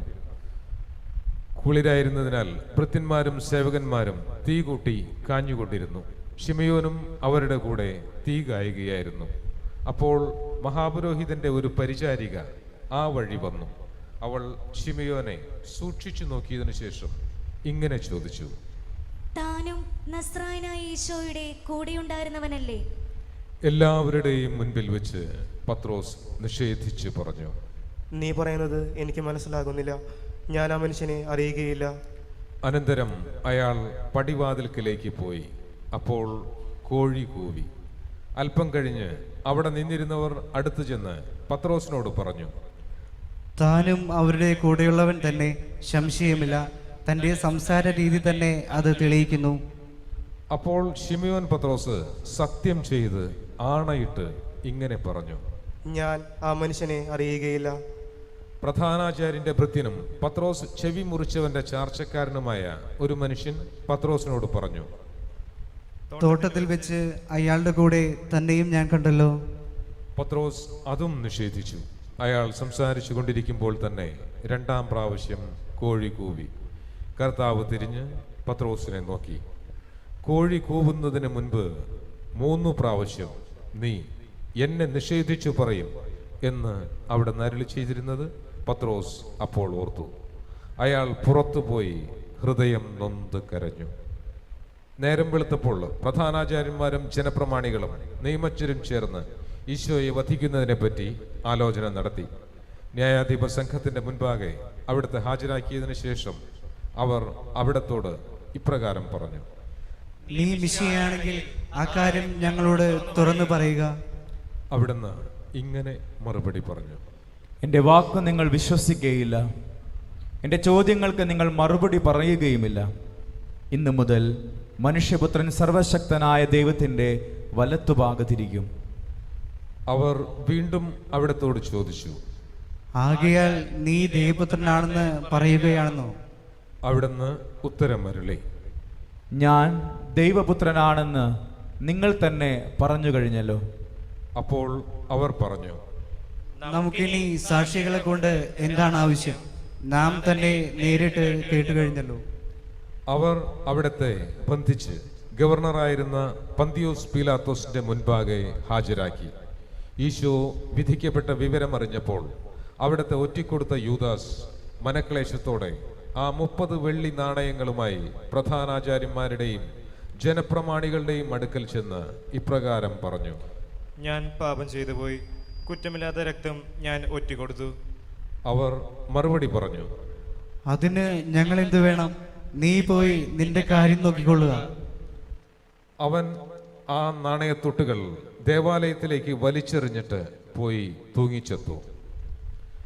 പ്രധാനാചാര്യന്മാർ ആ നാണയത്തൊട്ടുകൾ പെറുക്കിയെടുത്തിട്ട് ഇപ്രകാരം പറഞ്ഞു, ഇത് രക്തത്തിന്റെ വിലയാകയാൽ നേർച്ചപ്പെട്ടിയിലിടുന്നത് ശരിയല്ല. അവർ കൂടിയാലോചിച്ചതിനു ശേഷം ആ പണം കൊടുത്ത് വിദേശികളെ സംസ്കരിക്കുവാൻ ഒരു കുശവന്റെ പറമ്പ് വാങ്ങി. ആ സ്ഥലം ഇന്നും രക്തപ്പറമ്പ് എന്ന പേരിലാണ് അറിയപ്പെടുന്നത്. വിലപ്പെട്ടവന്റെ വിലയായി ഇസ്രായേൽക്കാർ കണക്കിലാക്കിയ 30 വെള്ളി നാണയമെടുത്ത് കർത്താവ് എന്നോട് കൽപ്പിച്ചതുപോലെ അവർ കുശവന്റെ പറമ്പിന് കൊടുത്തു എന്നുള്ള ജെറമിയാസിന്റെ പ്രവചനം അങ്ങനെ പൂർത്തിയായി. നേരം പുലർന്നപ്പോൾ അവർ ഈശോയെ കയ്യപ്പായുടെ ഭവനത്തിൽ നിന്നും ഗവർണറുടെ കൊട്ടാരത്തിലേക്ക് കൊണ്ടുപോയി. അശുദ്ധരാകാതെ പെസഹ ഭക്ഷിക്കേണ്ടിയിരുന്നതിനാൽ അവരാരും കൊട്ടാരത്തിലേക്ക് പ്രവേശിച്ചില്ല. അതിനാൽ പീലാത്തോസ് പുറത്തിറങ്ങിച്ചെന്ന് അവരോട് ചോദിച്ചു, എന്ത് കുറ്റമാണ് നിങ്ങൾ ഈ മനുഷ്യന്റെ മേൽ ആരോപിക്കുന്നത്? അതിന് അവർ ഇങ്ങനെ മറുപടി പറഞ്ഞു, കുറ്റക്കാരനല്ലായിരുന്നുവെങ്കിൽ ഞങ്ങൾ അയാളെ അങ്ങയുടെ സമക്ഷം ഹാജരാക്കുകയായിരുന്നു. പീലാത്തോസ് അവരോട് പറഞ്ഞു, അങ്ങനെയെങ്കിൽ നിങ്ങൾ തന്നെ അയാളെ കൊണ്ടുപോയി നിങ്ങളുടെ നിയമമനുസരിച്ച് വിസ്തരിച്ചു കൊള്ളുവിൻ. ഉടനെ യൂതന്മാർ പീലാത്തോസിനോട് പറഞ്ഞു, ആർക്കും മരണശിക്ഷ നൽകുവാൻ ഞങ്ങൾക്ക് അധികാരമില്ലല്ലോ. എങ്ങനെയാണ് താൻ മരിക്കാൻ പോകുന്നതെന്ന് സൂചിപ്പിച്ചുകൊണ്ട് ഒരിക്കൽ ഈശോ പറഞ്ഞ വാക്കുകൾ അങ്ങനെ നിറവേറുകയായിരുന്നു. അനന്തരം അവർ ഈശോയുടെ മേൽ ഓരോ കുറ്റങ്ങൾ ആലോപിച്ചു തുടങ്ങി. ഇയാൾ ജനങ്ങളെ തെറ്റിക്കുകയും സീസറിന് കപ്പം കൊടുക്കുന്നത് തടയുകയും താൻ രാജാവായ മെസ്സിയാണെന്ന് പറയുകയും ചെയ്തതായി ഞങ്ങൾക്കറിയാം. അപ്പോൾ പീലാത്തോസ് അകത്തേക്ക് പോയി ഈശോയെ വിളിച്ച് ഇപ്രകാരം ചോദിച്ചു, നിങ്ങൾ യൂതന്മാരുടെ രാജാവാണോ? ഈശോ അരുളി ചെയ്തു, ഇത് അങ്ങ് സ്വയം ചോദിക്കുന്നുവോ മറ്റുള്ളവർ എന്നെപ്പറ്റി പറഞ്ഞതുകൊണ്ട് ചോദിക്കുന്നുവോ? മറുപടിയായി പീലാത്തോസ് ചോദിച്ചു, ഞാൻ ഒരു യൂതനല്ലല്ലോ. നിങ്ങളുടെ ആളുകളും പ്രധാനാചാര്യന്മാരുമല്ലേ നിങ്ങളെ എൻ്റെ മുമ്പിൽ ഹാജരാക്കിയത്. നിങ്ങൾ എന്ത് കുറ്റമാണ് ചെയ്തത്? അപ്പോൾ ഈശോ അരുളി ചെയ്തു, എൻ്റെ രാജ്യം ഐഹികമല്ല. ആയിരുന്നുവെങ്കിൽ ഞാൻ യൂതന്മാരുടെ കൈകളിൽ വീഴാതിരിക്കുവാൻ എൻ്റെ സേവകന്മാർ യുദ്ധം ചെയ്യുമായിരുന്നു. എൻ്റെ രാജ്യം ഇവിടെയല്ല. പീലാത്തോസ് വീണ്ടും ചോദിച്ചു, അപ്പോൾ നിങ്ങൾ ഒരു രാജാവ് തന്നെയാണെന്നോ? ഈശോ ഉത്തരം അരുളി, ഞാൻ രാജാവാണെന്ന് അങ്ങു തന്നെ പറഞ്ഞു. സത്യത്തിന് സാക്ഷ്യം വഹിക്കുന്നവനാണ് ഞാൻ ജനിച്ചിരിക്കുന്നത്. അതിനുവേണ്ടി തന്നെയാണ് ഞാൻ ലോകത്തിലേക്ക് വന്നിരിക്കുന്നതും. സത്യത്തോട് ചേർന്ന് നിൽക്കുന്നവരെല്ലാം എൻ്റെ ശബ്ദം കേൾക്കുന്നു. അപ്പോൾ പീലാത്തോസ് ചോദിച്ചു, സത്യം എന്താകുന്നു? ചോദ്യം കഴിഞ്ഞ ഉടൻ തന്നെ അദ്ദേഹം യൂതന്മാരുടെ നേരെ തിരിഞ്ഞ് പ്രധാന ആചാര്യന്മാരോടും ജനസമൂഹത്തോടും ഇങ്ങനെ പറഞ്ഞു, ഞാൻ ഈ മനുഷ്യനിൽ കുറ്റമൊന്നും കാണുന്നില്ല. അവർ വീണ്ടും ഈശോയിൽ കുറ്റം ആരോപിച്ചു തുടങ്ങി. ഇയാൾ ഗലീല മുതൽ ഇവിടെ വരെ യൂദയ രാജ്യങ്ങളിലെങ്ങും പ്രസംഗിച്ച് ജനങ്ങളെ പ്രക്ഷോഭത്തിന് പ്രേരിപ്പിക്കുന്നു. ഗലീല എന്ന് കേട്ട ഉടനെ പീലാത്തോസ് ചോദിച്ചു, ഈ മനുഷ്യൻ ഗലീലക്കാരനാണോ? ഈശോ ഹെറോദേസിന്റെ അധികാര സീമയിൽപ്പെട്ടവനാണെന്ന് അറിഞ്ഞപ്പോൾ പീലാത്തോസ് അവിടുത്തെ ഹെറോദേസിന്റെ പക്കലേക്ക് അയച്ചു. അദ്ദേഹം അന്ന് ജെറുസലേത്തുണ്ടായിരുന്നു. ഈശോയെ കണ്ടപ്പോൾ ഹെറോദേസ് വളരെ സന്തോഷിച്ചു. അദ്ദേഹം ഈശോയെക്കുറിച്ച് പലതും കേട്ടിട്ടുണ്ടായിരുന്നു. അവിടുത്തെ ഒന്ന് കാണാൻ ആഗ്രഹിച്ചിരിക്കുകയുമായിരുന്നു. അവിടുന്ന് എന്തെങ്കിലും ഒരു അത്ഭുതം പ്രവർത്തിക്കുന്നത് കാണാമെന്ന് അദ്ദേഹം പ്രതീക്ഷിച്ചു. ഹെറോദേസ് ഈശോയോട് പലതും ചോദിച്ചു. എന്നാൽ അവിടുന്ന് ഒരു മറുപടിയും പറഞ്ഞില്ല. അവിടെയും പ്രധാനാചാര്യന്മാരും നിയമജ്ഞരും ഈശോയ്ക്കെതിരായി ഓരോ ആരോപണങ്ങൾ ഉന്നയിച്ചു കൊണ്ടിരുന്നു. അവസാനം ഹെറോദേസും പടയാളികളും കൂടി അവിടുത്തെ നിന്ദിച്ച് പരിഹസിക്കുകയും വിലയേറിയൊരു വസ്ത്രം ധരിപ്പിച്ച് പീലാത്തോസിന്റെ പക്കലേക്ക് തിരിച്ചയക്കുകയും ചെയ്തു. ശത്രുതയിൽ കഴിഞ്ഞിരുന്ന ഹെറോദേസും പീലാത്തോസും അന്ന് മുതൽ മിത്രങ്ങളായി തീർന്നു. പീലാത്തോസ് പ്രധാനാചാര്യന്മാരെയും ജനപ്രമാണികളെയും വിളിച്ചുകൂട്ടി ഇങ്ങനെ പറഞ്ഞു, ജനങ്ങളെ വഴിപിഴപ്പിക്കുന്നു എന്ന കുറ്റം ആരോപിച്ചാണല്ലോ നിങ്ങൾ ഈ മനുഷ്യനെ എൻ്റെ മുമ്പിൽ ഹാജരാക്കിയിരിക്കുന്നത്. നിങ്ങളുടെ മുമ്പിൽ വെച്ച് തന്നെ ഞാൻ ഇയാളെ വിസ്തരിച്ചു. എന്നാൽ നിങ്ങൾ ആരോപിക്കുന്ന കുറ്റങ്ങളൊന്നും ഞാൻ ഇയാളിൽ കണ്ടില്ല. ഹെറോദേശനും ഇയാളിൽ കുറ്റമൊന്നും കാണാൻ കഴിഞ്ഞില്ല.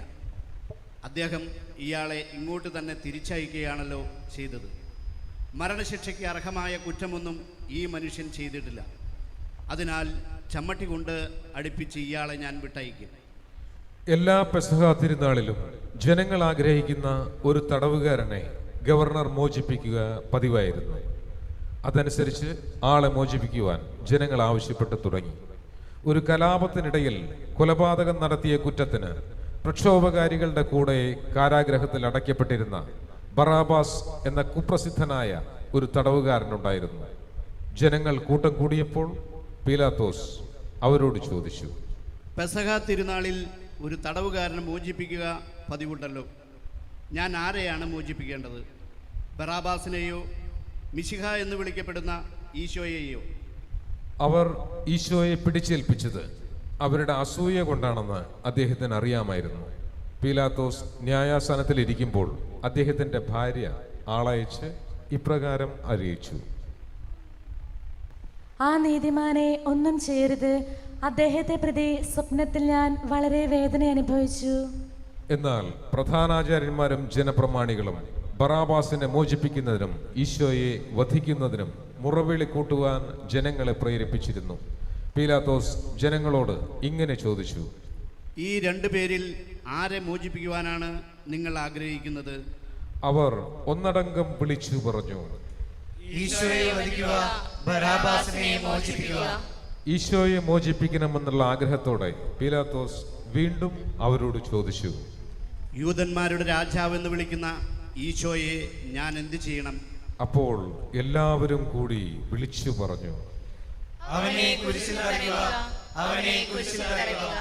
മൂന്നാം പ്രാവശ്യവും പീലാത്തോസ് അവരോട് ചോദിച്ചു, ഈ മനുഷ്യൻ എന്ത് കുറ്റമാണ് ചെയ്തത്? വധശിക്ഷ ഇറക്കിക്കുന്ന യാതൊരു കുറ്റവും ഞാൻ ഇയാളിൽ കാണുന്നില്ല. അവരാകട്ടെ അവിടുത്തെ കുരിശിൽ തറയ്ക്കണമെന്ന ശാഠ്യഭാവത്തോടെ വിളിച്ചു പറഞ്ഞുകൊണ്ടിരുന്നു. അവരുടെ മുറവിളിക്ക് ശക്തി കൂടി വരികയും ചെയ്തു. അവസാനം പീലാത്തോസ് ജനങ്ങളെ തൃപ്തിപ്പെടുത്താൻ വേണ്ടി അവരുടെ ആഗ്രഹത്തിന് വഴങ്ങിക്കൊടുത്തു. കവർച്ചയും കൊലപാതകവും മൂലം കാരാഗ്രഹത്തിൽ അടയ്ക്കപ്പെട്ടിരുന്നവനെ അവരുടെ ആവശ്യപ്രകാരം അദ്ദേഹം സ്വതന്ത്രനാക്കി. ഈശോയെ അവരുടെ ഹിതത്തിന് വിട്ടുകൊടുക്കുകയും ചെയ്തു. അനന്തരം പീലാത്തോസ് ഈശോയെ ചമ്മട്ടി കൊണ്ട് അടുപ്പിച്ചു. പടയാളികൾ ഈശോയെ കൊട്ടാരത്തിൻ്റെ അങ്കണത്തിലേക്ക് കൊണ്ടുപോയി. സൈന്യദളങ്ങളെയെല്ലാം അവിടെ വിളിച്ചുകൂട്ടി. അനന്തരം അവിടുത്തെ വസ്ത്രങ്ങൾ മാറ്റി ഒരു ചുവന്ന മേലങ്കി ധരിപ്പിച്ചു. മുള്ളുകൊണ്ടുള്ളൊരു മുടിയുണ്ടാക്കി ശിരസിന്മേൽ വെച്ചു. വലത്ത് കൈയിൽ ഒരു ഞാങ്കണയും കൊടുത്തു. പിന്നീട് അവർ അവിടുത്തെ മുൻപിൽ മുട്ടുകുത്തി, യൂദന്മാരുടെ രാജാവേ വന്ദനം എന്ന് പറഞ്ഞ് പരിഹസിച്ച് അവിടുത്തെ കരണത്തടിച്ചു. അനന്തരം ഞാങ്കണയെടുത്ത് ശിരസിലടിക്കുകയും തുപ്പുകയും ചെയ്തു. പീലാത്തോസ് വീണ്ടും പുറത്തു ചെന്ന് അവരോട് പറഞ്ഞു, ഞാൻ അയാളിൽ കുറ്റമൊന്നും കാണുന്നില്ലെന്ന് നിങ്ങളെ ബോധ്യപ്പെടുത്തുവാൻ വേണ്ടി അയാളെ ഇപ്പോൾ നിങ്ങളുടെ അടുക്കലേക്ക് ഞാൻ കൊണ്ടുവരികയാണ്. മുൾക്കിരീടവും ചുവന്ന മേലങ്കിയും ധരിച്ചിരുന്ന ഈശോയെ ഉടനെ പുറത്തേക്ക് കൊണ്ടുചെന്നു. അപ്പോൾ പീലാത്തോസ് അവരോട് പറഞ്ഞു, ഇതാണ് ആ മനുഷ്യൻ. പ്രധാനാചാര്യന്മാരും പരിചാരകരും അവിടത്തെ കണ്ടപ്പോൾ അട്ടഹസിച്ചു പറഞ്ഞു, അവനെ കുരിശിൽ തറയ്ക്കുക, അവനെ കുരിശിൽ തറയ്ക്കുക. പീലാത്തോസ് പ്രതിവചിച്ചു, നിങ്ങൾ തന്നെ അയാളെ കൊണ്ടുപോയി കുരിശിൽ തറച്ചുകൊള്ളുവിൻ. ഞാൻ അയാളിൽ കുറ്റമൊന്നും കാണുന്നില്ലല്ലോ. അപ്പോൾ യൂദന്മാർ അദ്ദേഹത്തോട് പറഞ്ഞു, ഞങ്ങൾക്കൊരു നിയമമുണ്ട്. ആ നിയമം അനുസരിച്ച് അവൻ വധശിക്ഷയ്ക്ക് അർഹനാകുന്നു. എന്തെന്നാൽ താൻ ദൈവപുത്രനാണെന്ന് അവൻ അവകാശപ്പെടുന്നു. അത് കേട്ടപ്പോൾ പീലാത്തോസ് അത്യധികം ഭയപ്പെട്ടു. അതിനാൽ വീണ്ടും അകത്ത് ചെന്ന് അദ്ദേഹം ഈശോയോട് ചോദിച്ചു, നിങ്ങൾ ആരാകുന്നു? ഈശോ അതിന് മറുപടി നൽകിയില്ല. പീലാത്തോസ് വീണ്ടും അവിടത്തോട് ചോദിച്ചു, എന്നോട് നിങ്ങൾ മറുപടി പറയുകയില്ലേ? നിങ്ങളെ കുരിശിൽ തറയ്ക്കുവാനും വിട്ടയക്കുവാനും എനിക്ക് അധികാരമുണ്ടെന്ന് അറിഞ്ഞുകൂടെ? ഈശോ ഇപ്രകാരം മറുപടി പറഞ്ഞു: ഉന്നതത്തിൽ നിന്ന് നൽകപ്പെടാതിരുന്നുവെങ്കിൽ അങ്ങേക്ക് എൻ്റെ മേൽ അധികാരമൊന്നും ഉണ്ടാകുമായിരുന്നില്ല. ആകയാൽ എന്നെ അങ്ങേ പക്കൽ ഏൽപ്പിച്ചവനാണ് അങ്ങേക്കാൾ വലിയ കുറ്റക്കാരൻ. തന്മൂലം പീലാത്തോസ് അവിടത്തെ മോചിപ്പിക്കുവാൻ ആഗ്രഹിച്ചു. എന്നാൽ യൂതന്മാർ ഇങ്ങനെ വിളിച്ചു പറഞ്ഞുകൊണ്ടിരുന്നു: അവനെ വിട്ടയക്കുന്ന പക്ഷം അങ്ങ് സീസറിന്റെ സ്നേഹിതനല്ല. സ്വയം രാജാവാകുവാൻ ശ്രമിക്കുന്നവരെല്ലാം സീസറിന്റെ ശത്രുക്കളാകുന്നു. അത് കേട്ടപ്പോൾ പീലാത്തോസ് വീണ്ടും ഈശോയെ പുറത്തേക്ക് കൊണ്ടുചെന്നു. ഹീബ്രു ഭാഷയിൽ ഗബാത്ത എന്ന് പറയുന്ന ഒരു കൽത്തളത്തിൽ അദ്ദേഹം ഉപവിഷ്ടനായി. അന്ന് പെസഹ വെള്ളിയാഴ്ചയായിരുന്നു. സമയം ഏകദേശം 12 മണിയായി.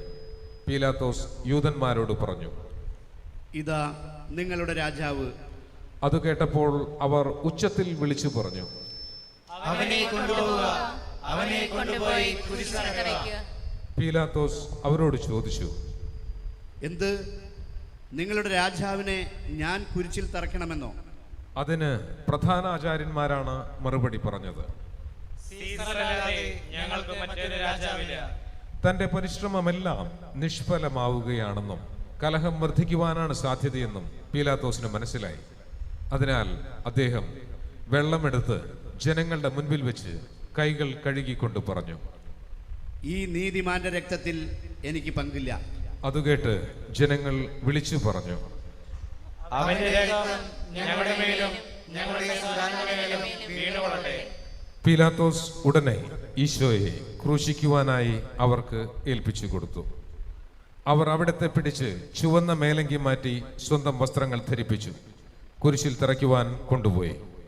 അവിടുന്ന് കുരിശും ചുമന്നുകൊണ്ട് കപാലം എന്ന സ്ഥലത്തേക്ക് നടന്നു. ഹീബ്രു ഭാഷയിൽ അത് ഗാഗുൽത്ത എന്ന പേരിലാണ് അറിയപ്പെടുന്നത്. വഴിക്ക് വെച്ച് അവർ സേറീൻകാരനായ ഒരു മനുഷ്യനെ കണ്ടുപിട്ടി. അയാളുടെ പേര് ഷിമയോൻ എന്നായിരുന്നു. അലക്സാണ്ടറിൻ്റെയും റൂഫസിൻ്റെയും പിതാവായ ആ മനുഷ്യൻ വയലിൽ നിന്നും വരികയായിരുന്നു. ഈശോയുടെ കുരിശു ചുമക്കുവാൻ അവർ അയാളെ നിർബന്ധിക്കുകയും അത് വഹിച്ചുകൊണ്ട് പുറമെ ചെല്ലുവാൻ അത് അയാളുടെ മേൽ വെച്ചു കൊടുക്കുകയും ചെയ്തു. വലിയൊരു ജനക്കൂട്ടം ഈശോയെ അനുഗമിച്ചു. അവിടത്തെക്കുറിച്ച് കരയുകയും പ്രലപിക്കുകയും ചെയ്തിരുന്ന അനേകം സ്ത്രീകളും ആ കൂട്ടത്തിലുണ്ടായിരുന്നു. അവിടുന്ന് അവരുടെ നേരെ തിരിഞ്ഞ് ഇങ്ങനെ അരുളി ചെയ്തു: ജെറുസലേം പുത്രിമാരെ, നിങ്ങൾ എന്നെ പ്രതി കരയേണ്ട. നിങ്ങളെയും നിങ്ങളുടെ കുഞ്ഞുങ്ങളെയും ഓർത്തു കരയുവിൻ. വന്ധ്യകൾക്കും ഗർഭം ധരിക്കാത്ത ഉദരങ്ങൾക്കും പാലൂട്ടാത്ത പയോദരങ്ങൾക്കും ഭാഗ്യമെന്ന് മനുഷ്യർ പറയുന്ന കാലം വരുന്നു.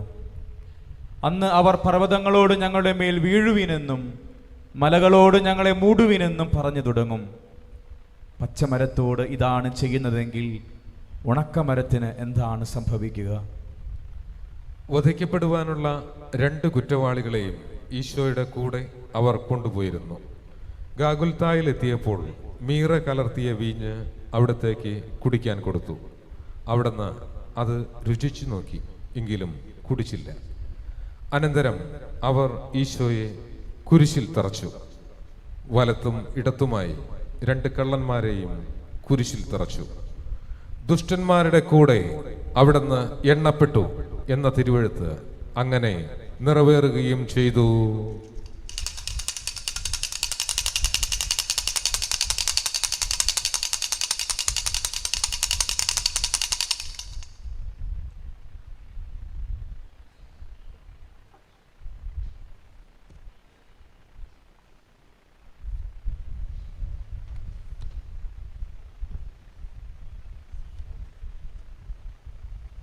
ഞാൻ മനുഷ്യനല്ല, കൃമിയാകുന്നു. മനുഷ്യരുടെ നിന്ദാപാത്രവും ജനങ്ങളുടെ പരിഹാസ വിഷയവുമാകുന്നു.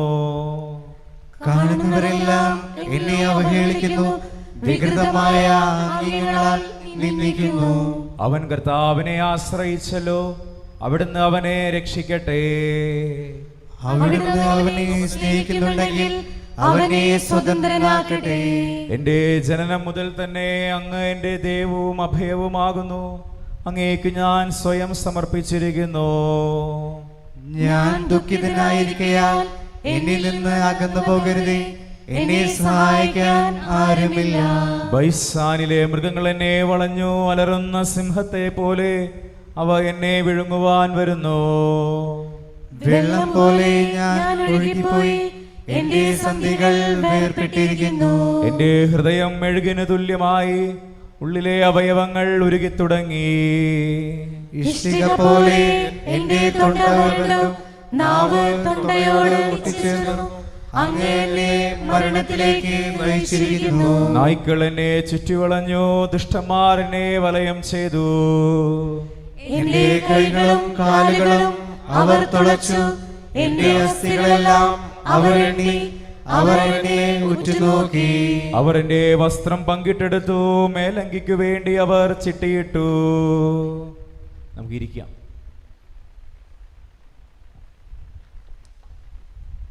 മൂന്ന് മണിക്കാണ് അവർ ഈശോയെ കുരിശിൽ തറച്ചത്. കുരിശിൽ കിടന്നുകൊണ്ട് അവിടുന്ന് ഇപ്രകാരം അരുളി ചെയ്തു: പിതാവേ, ഇവരോട് ക്ഷമിക്കണമേ, എന്തുകൊണ്ടെന്നാൽ തങ്ങൾ എന്താണ് ചെയ്യുന്നതെന്ന് ഇവർ അറിയുന്നില്ല. ഈശോയുടെ പേരിൽ ഉണ്ടായിരുന്ന ആരോപണം പീലാത്തോസ് ഒരു പലക മേൽ എഴുതി കൊടുത്തത് അവിടുത്തെ കുരിശിൽ സ്ഥാപിച്ചിട്ടുണ്ടായിരുന്നു.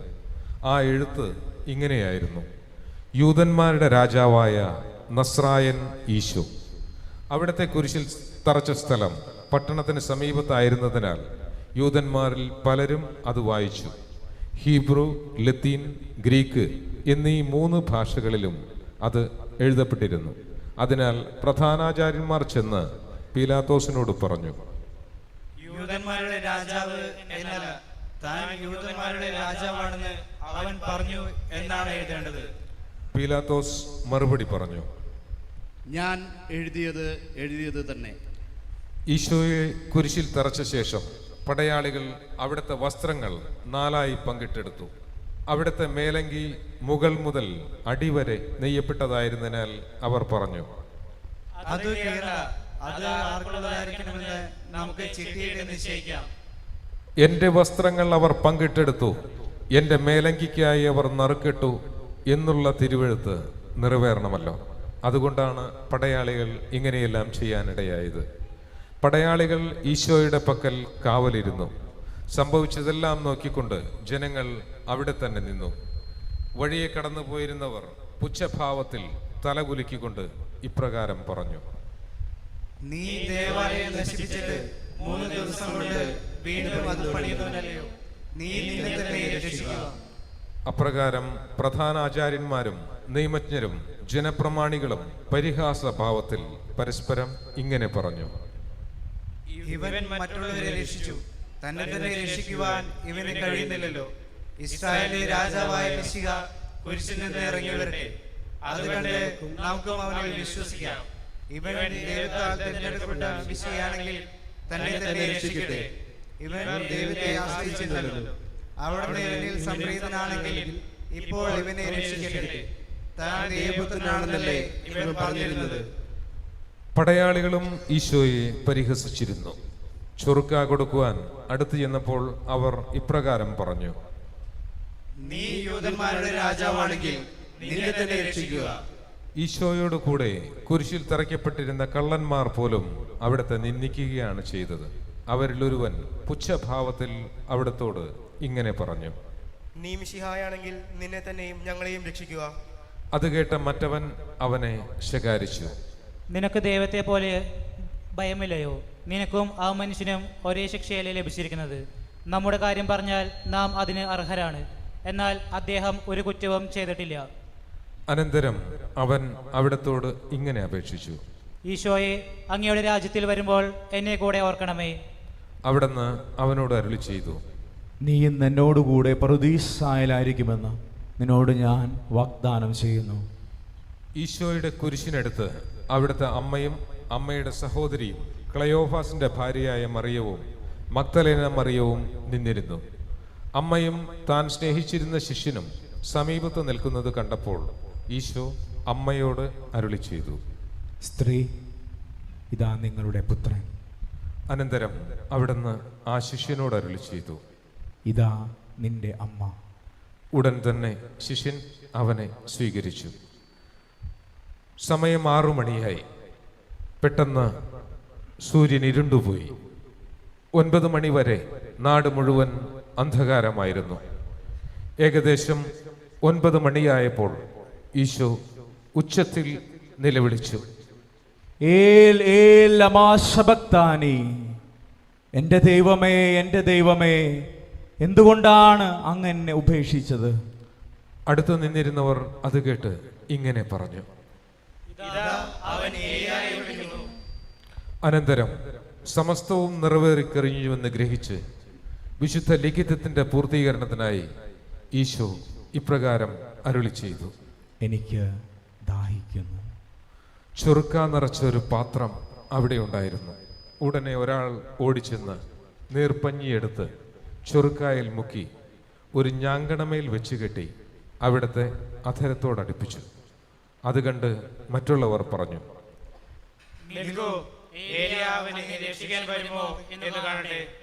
ഈശോ ചൊറുക്ക രുചിച്ച ശേഷം ഇങ്ങനെ അരുളി ചെയ്തു, എല്ലാം പൂർത്തിയായിരിക്കുന്നു. അവിടുന്ന് വീണ്ടും ഉറക്കെ നിലവിളിച്ചു പറഞ്ഞു, പിതാവേ, അങ്ങയുടെ കരങ്ങളിൽ എൻ്റെ ആത്മാവിനെ ഞാൻ സമർപ്പിക്കുന്നു. അനന്തരം അവിടുന്ന് തല ചായ്ച്ച് ആത്മാവിനെ സമർപ്പിക്കുകയും ചെയ്തു.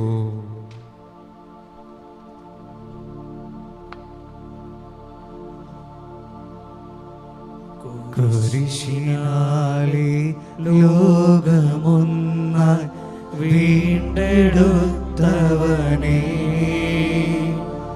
താണു ഞങ്ങൾ വണങ്ങുന്നു ദിവ്യപാദങ്ങൾ. കുരിശിനാലെ ലോകമൊന്നായി വീണ്ടെടുത്തവനെ, താണു ഞങ്ങൾ വണങ്ങുന്നു ദിവ്യപാദങ്ങൾ. കുരിശിനാലെ ലോകമൊന്നായി വീണ്ടെടുത്തവനെ, താണു ഞങ്ങൾ വണങ്ങുന്നു ദിവ്യപാദങ്ങൾ.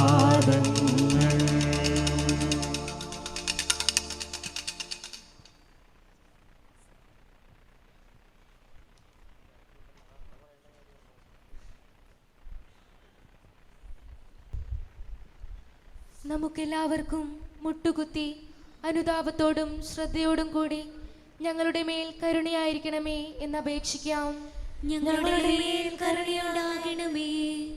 അനുതാപത്തിന്റെ വഴിയിലേക്ക് പാപികളെ വിളിക്കാൻ വന്ന മിശിഹായേ, ഞങ്ങളുടെ മേൽ കരുണയായിരിക്കണമേ.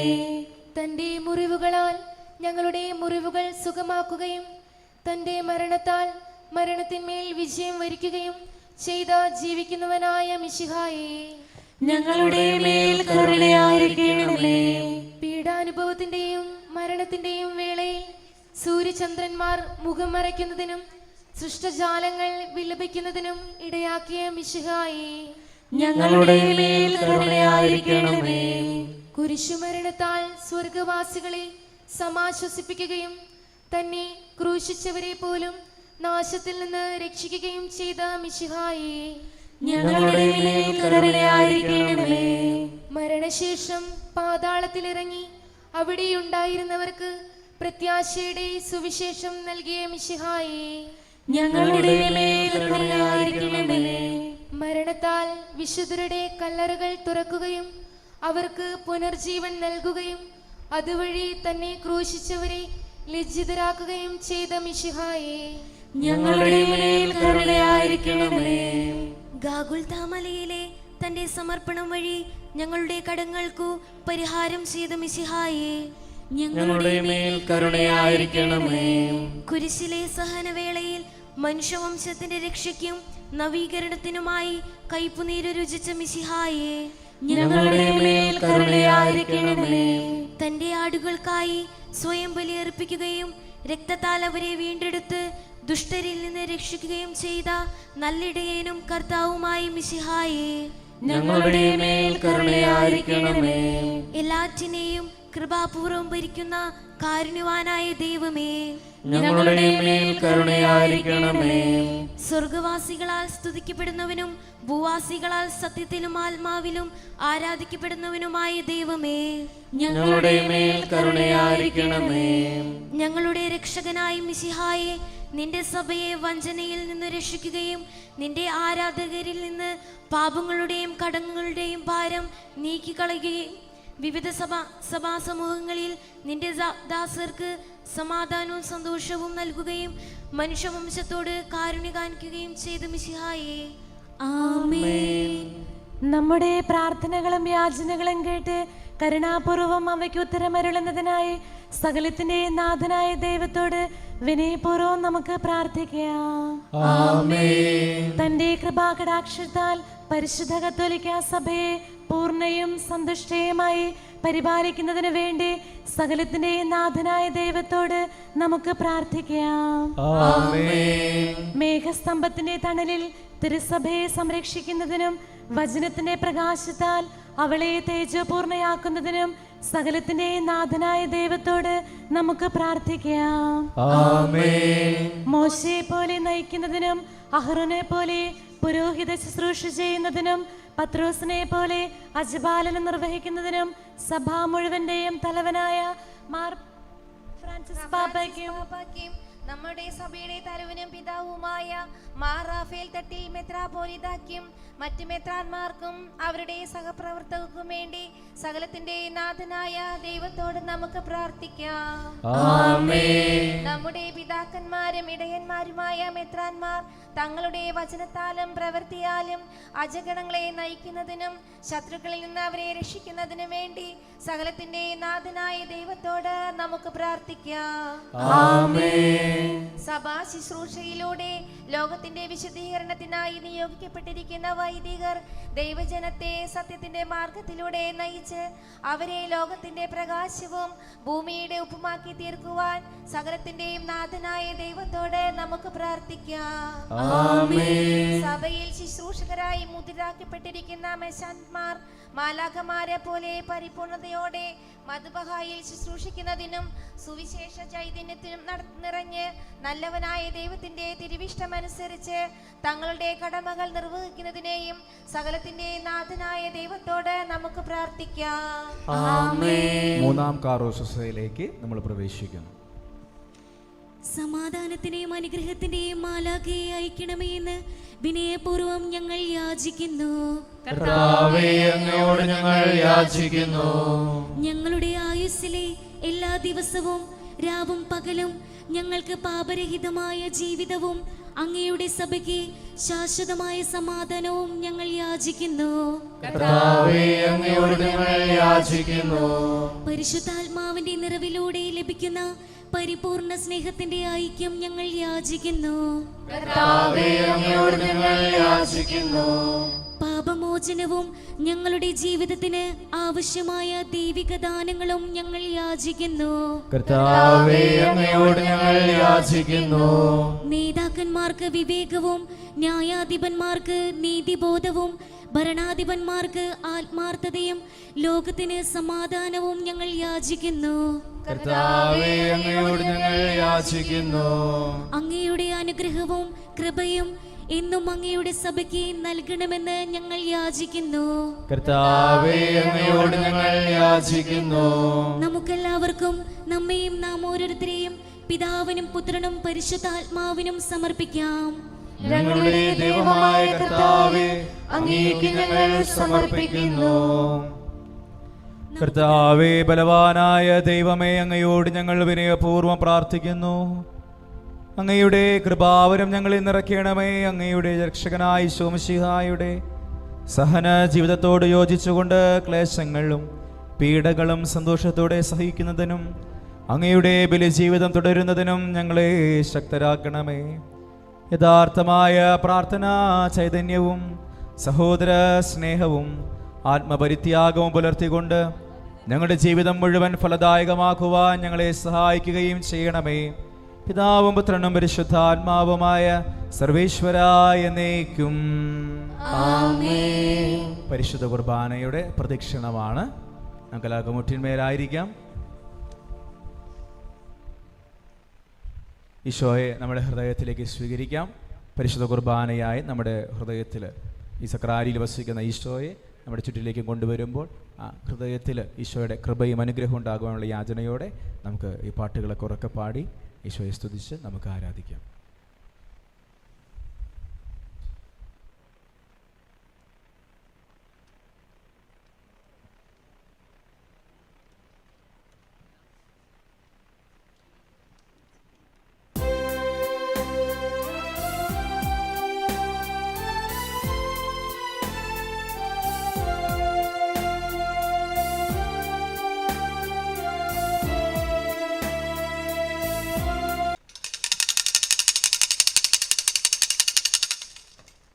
പരിശുദ്ധ പരമാം ദിവ്യകാരുണ്യത്തിന് നേരവും ആരാധനയും സ്തുതിയും പുകഴ്ചയും ഉണ്ടായിരിക്കട്ടെ.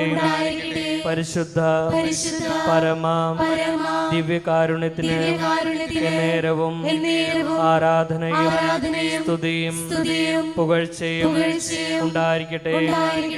പരിശുദ്ധ പരമാം ദിവ്യകാരുണ്യത്തിന് നേരവും ആരാധനയും സ്തുതിയും പുകഴ്ചയും ഉണ്ടായിരിക്കട്ടെ.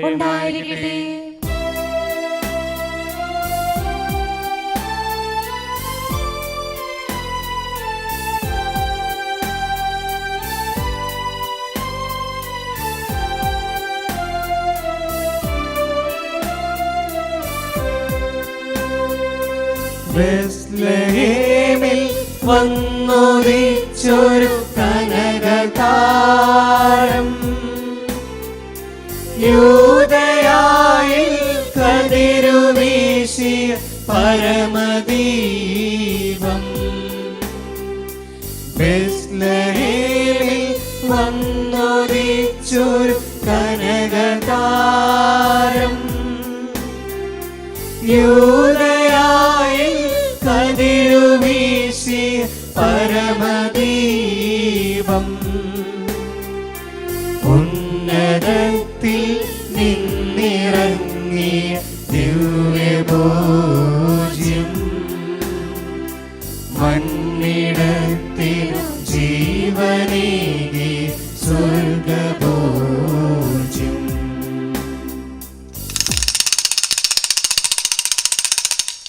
പരിശുദ്ധ പരമാം ദിവ്യകാരുണ്യത്തിന് നേരവും ആരാധനയും സ്തുതിയും പുകഴ്ചയും ഉണ്ടായിരിക്കട്ടെ. പരിശുദ്ധ പരമാം ദിവ്യകാരുണ്യത്തിന് നേരവും ആരാധനയും സ്തുതിയും പുകഴ്ചയും ഉണ്ടായിരിക്കട്ടെ. പരിശുദ്ധ പരമാം ദിവ്യകാരുണ്യത്തിന് നേരവും ആരാധനയും സ്തുതിയും പുകഴ്ചയും ഉണ്ടായിരിക്കട്ടെ.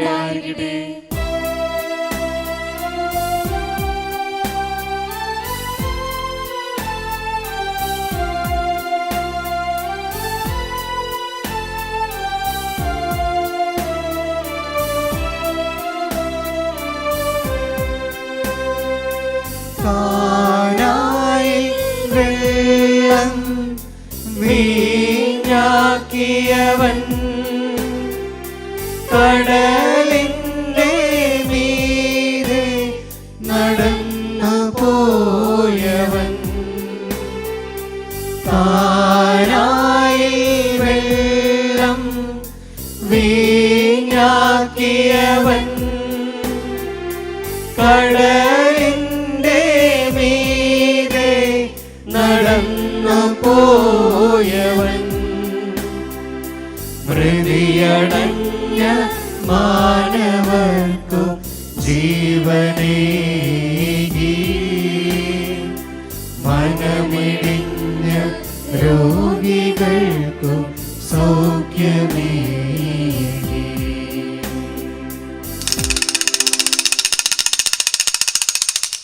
പരിശുദ്ധ പരമ ദിവ്യകാരുണ്യത്തിന് നേരവും ആരാധനയും സ്തുതിയും പുകഴ്ചയും ഉണ്ടായിരിക്കട്ടെ. പരിശുദ്ധ പരമ ദിവ്യകാരുണ്യത്തിന് നേരവും ആരാധനയും സ്തുതിയും പുകഴ്ചയും ഉണ്ടായിരിക്കട്ടെ. പരിശുദ്ധ പരമ ദിവ്യകാരുണ്യത്തിന് നേരവും ആരാധനയും സ്തുതിയും പുകഴ്ചയും ഉണ്ടായിരിക്കട്ടെ.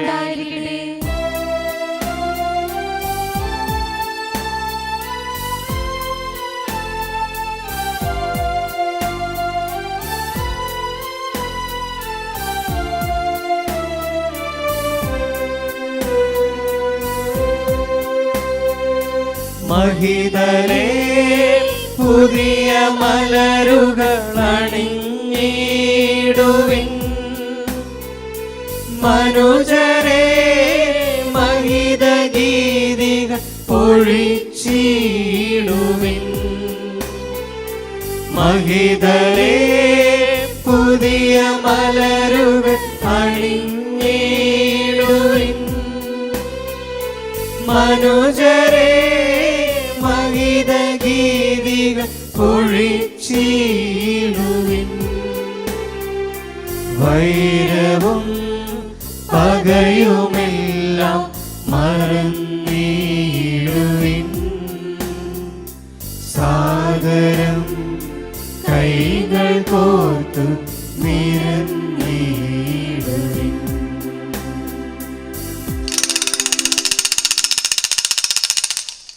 പരിശുദ്ധ പരമ ദിവ്യകാരുണ്യത്തിന് നേരവും ആരാധനയും സ്തുതിയും പുകഴ്ചയും ഉണ്ടായിരിക്കട്ടെ. പരിശുദ്ധ പരമ ദിവ്യകാരുണ്യത്തിന് നേരവും ആരാധനയും സ്തുതിയും പുകഴ്ചയും ഉണ്ടായിരിക്കട്ടെ. പരിശുദ്ധ പരമ ദിവ്യകാരുണ്യത്തിന് നേരവും ആരാധനയും സ്തുതിയും പുകഴ്ചയും ഉണ്ടായിരിക്കട്ടെ.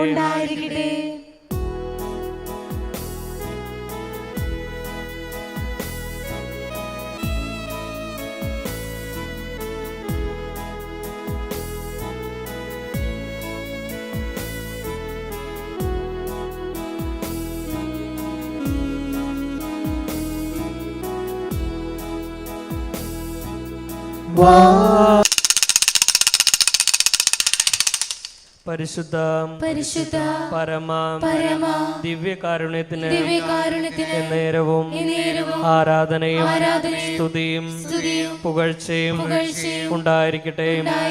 പരിശുദ്ധ പരമ ദിവ്യകാരുണ്യത്തിന് നേരവും ആരാധനയും സ്തുതിയും പുകഴ്ചയും ഉണ്ടായിരിക്കട്ടെ. പരിശുദ്ധ പരമ ദിവ്യകാരുണ്യത്തിന് നേരവും ആരാധനയും സ്തുതിയും പുകഴ്ചയും ഉണ്ടായിരിക്കട്ടെ.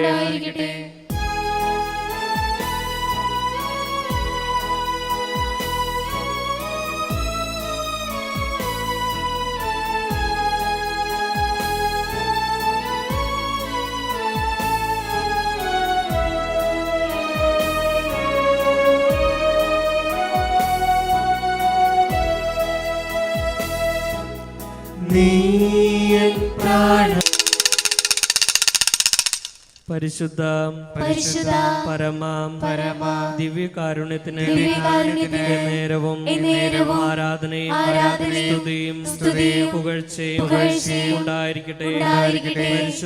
പരിശുദ്ധ പരമ ദിവ്യകാരുണ്യത്തിന് നേരവും ആരാധനയും സ്തുതിയും പുകഴ്ചയും ഉണ്ടായിരിക്കട്ടെ.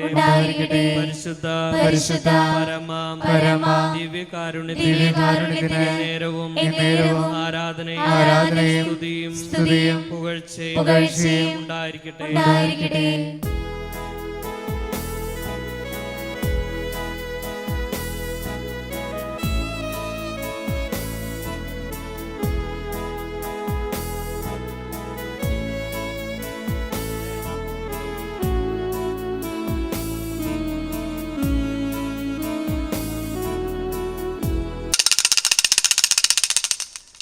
പരിശുദ്ധ പരിശുദ്ധ പരമ പരമ ദിവ്യകാരുണ്യത്തിന് ദിവ്യകാരുണ്യത്തിന് നേരവും എന്നേരവും ആരാധനയും ആരാധനയും സ്തുതിയും പുകഴ്ചയും ഉണ്ടായിരിക്കട്ടെ. ഉണ്ടായിരിക്കട്ടെ. പരിശുദ്ധ പരിശുദ്ധ പരമ പരമ ദിവ്യകാരുണ്യത്തിന് നേരവും എന്നേരവും ആരാധനയും ആരാധനയും സ്തുതിയും പുകഴ്ചയും ഉണ്ടായിരിക്കട്ടെ.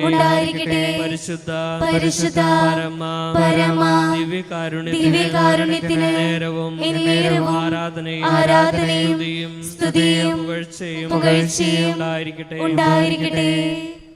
നമ്മുടെ കർത്താവ് മിശിഹായുടെ കൃപയും പിതാവായ ദൈവത്തിന്റെ സ്നേഹവും പരിശുദ്ധാത്മാവിന്റെ സഹവാസവും നമ്മെല്ലാവരോടും കൂടെ ഉണ്ടായിരിക്കട്ടെ, ഇപ്പോഴും എപ്പോഴും എന്നേക്കും.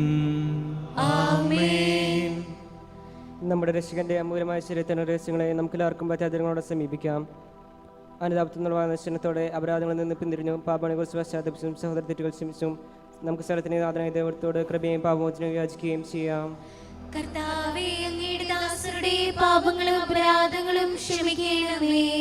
ഭിന്നതകളും കലഹങ്ങളും പെടുന്ന നമ്മുടെ മനസ്സാക്ഷി ശുദ്ധീകരിക്കാം. കർത്താവേ, അങ്ങയുടെ ദാസരുടെ പാപങ്ങളും അപരാധങ്ങളും ക്ഷമിക്കണമേ. ശത്രുതയിലും വിദേശത്തിൽ നിന്ന് നമ്മുടെ ആത്മാക്കളെ വിമുക്തമാക്കാം. കർത്താവേ, അങ്ങയുടെ ദാസരുടെ പാപങ്ങളും അപരാധങ്ങളും ക്ഷമിക്കണമേ. വിശുദ്ധ കുർബാന സ്വീകരിക്കുകയും പരിശുദ്ധാത്മാവിനാൽ പൗത്രീകരിക്കപ്പെടുകയും ചെയ്യാം. കർത്താവേ, അങ്ങയുടെ ദാസരുടെ പാപങ്ങളും അപരാധങ്ങളും ക്ഷമിക്കണമേ. യോജിപ്പോടും ഐക്യത്തോടും കൂടെ ദിവരഹസ്യങ്ങളിൽ പങ്കുകൊള്ളാം. കർത്താവേ, അങ്ങയുടെ ദാസരുടെ പാപങ്ങളും അപരാധങ്ങളും ക്ഷമിക്കണമേ. കർത്താവ് ഞങ്ങളുടെ ശരീരങ്ങൾ ഉയർപ്പനും ആത്മാക്കളെ രക്ഷിക്കും കാരണമാകട്ടെ, നിത്യജീവനം കാരണമാകട്ടെ. എന്നേക്കും ആമേൻ. നമുക്ക് പ്രാർത്ഥിക്കാം. സമാധാനം നമ്മോടുകൂടെ.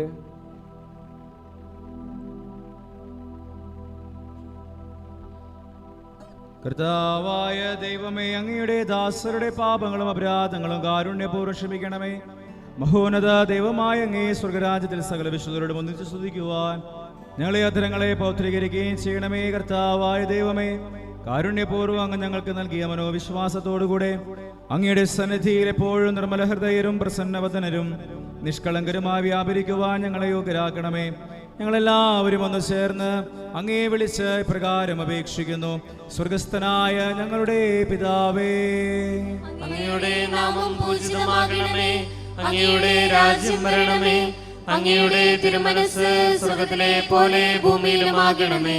ഞങ്ങൾക്ക് ആവശ്യമായ ആഹാരം ഇന്ന് ഞങ്ങൾക്ക് തരണമേ. ഞങ്ങളുടെ കടക്കാരോട് ഞങ്ങൾ ക്ഷമിച്ചതുപോലെ ഞങ്ങളുടെ കടങ്ങളും പാപങ്ങളും ഞങ്ങളോടും ക്ഷമിക്കണമേ. ഞങ്ങൾ പ്രലോഭനത്തിൽ വീഴാനിടയാകരുതേ. ദുഷ്ടാരൂപിൽ നിന്നും ഞങ്ങളെ രക്ഷിക്കണമേ. എന്തുകൊണ്ടെന്നാൽ രാജ്യം ശക്തിയും മഹത്വവും എന്നേക്കും അങ്ങയുടേതാകുന്നു.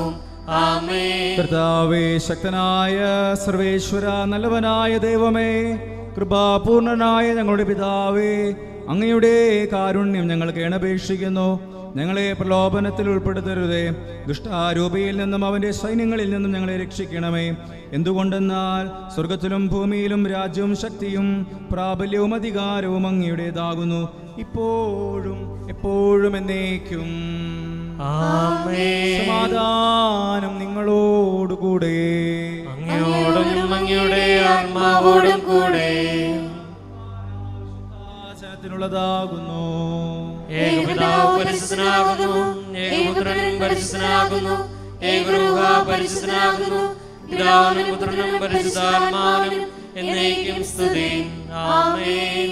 ജീവിക്കുന്ന ദൈവത്തെ നിങ്ങൾ പ്രകീർത്തിക്കുവിൻ. സഭയിലവിടത്തേക്ക് സ്തുതി ഉണ്ടായിരിക്കട്ടെ. എല്ലാ നിമിഷവും എല്ലാ സമയവും അവിടുത്തെ കൃപയും കാരുണ്യവും നമ്മുടെ മേലുണ്ടായിരിക്കട്ടെ.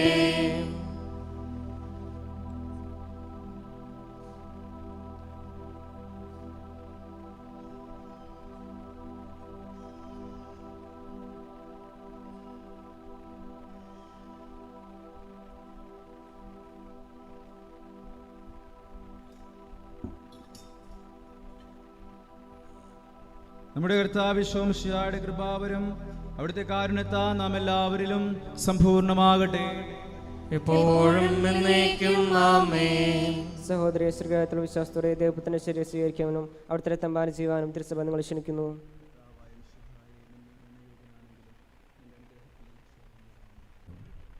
മിശിഹായുടെ തിരുശരീരം തിരുരക്തം കടങ്ങളുടെ പൊറുതിക്കും നിത്യജീവനും കാരണമാകട്ടെ. ഓ എൻ്റെ ഈശോയെ, അങ്ങ് വിശുദ്ധ കുർബാനയിൽ സത്യമായും എഴുന്നള്ളിയിരിക്കുന്നുവെന്ന് ഞാൻ വിശ്വസിക്കുന്നു. എല്ലാ വസ്തുക്കളെയും കാൾ ഞാൻ അങ്ങയെ സ്നേഹിക്കുകയും എൻ്റെ ആത്മാവിൽ അങ്ങയെ സ്വീകരിക്കുവാൻ ഞാൻ ആഗ്രഹിക്കുകയും ചെയ്യുന്നു. ദിവ്യ കൂദാശയിൽ അങ്ങയെ സ്വീകരിക്കുവാൻ ഇപ്പോൾ എനിക്ക് സാധ്യമല്ലാത്തതിനാൽ അരൂപിയിൽ എൻ്റെ ഹൃദയത്തിലേക്ക് അങ്ങ് എഴുന്നള്ളി വരണമേ. അങ്ങ് എന്നിൽ സന്നിഹിതനാണെന്ന് വിശ്വസിച്ച് ഞാൻ അങ്ങയെ ആശ്ലേഷിക്കുകയും എന്നെ അങ്ങയോട് പൂർണ്ണമായി ഐക്യപ്പെടുത്തുവാൻ ആഗ്രഹിക്കുകയും ചെയ്യുന്നു. ഒരിക്കലും അങ്ങയിൽ നിന്നും അകലുവാൻ എന്നെ അനുവദിക്കരുതേ. ആമേൻ.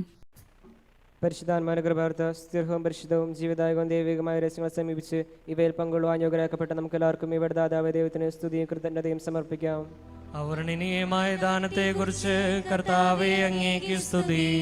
നമുക്ക് പ്രാർത്ഥിക്കാം. സമാധാനം നമ്മോടുകൂടെ. നമുക്ക് മുട്ടിന്മേലായിരിക്കാം.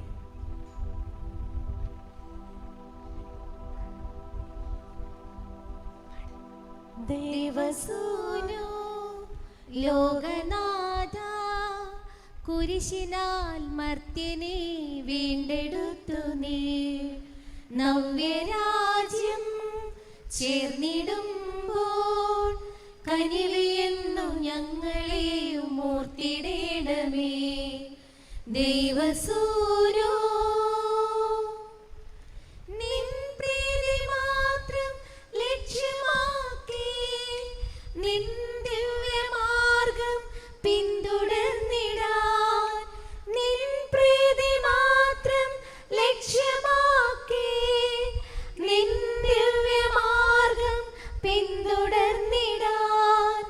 ആശയോടെ മോദമോടെ ആശയോടെ മോദമോടെ ഞങ്ങൾ നിൻ വരങ്ങൾ തേടി വന്നിടുന്നു.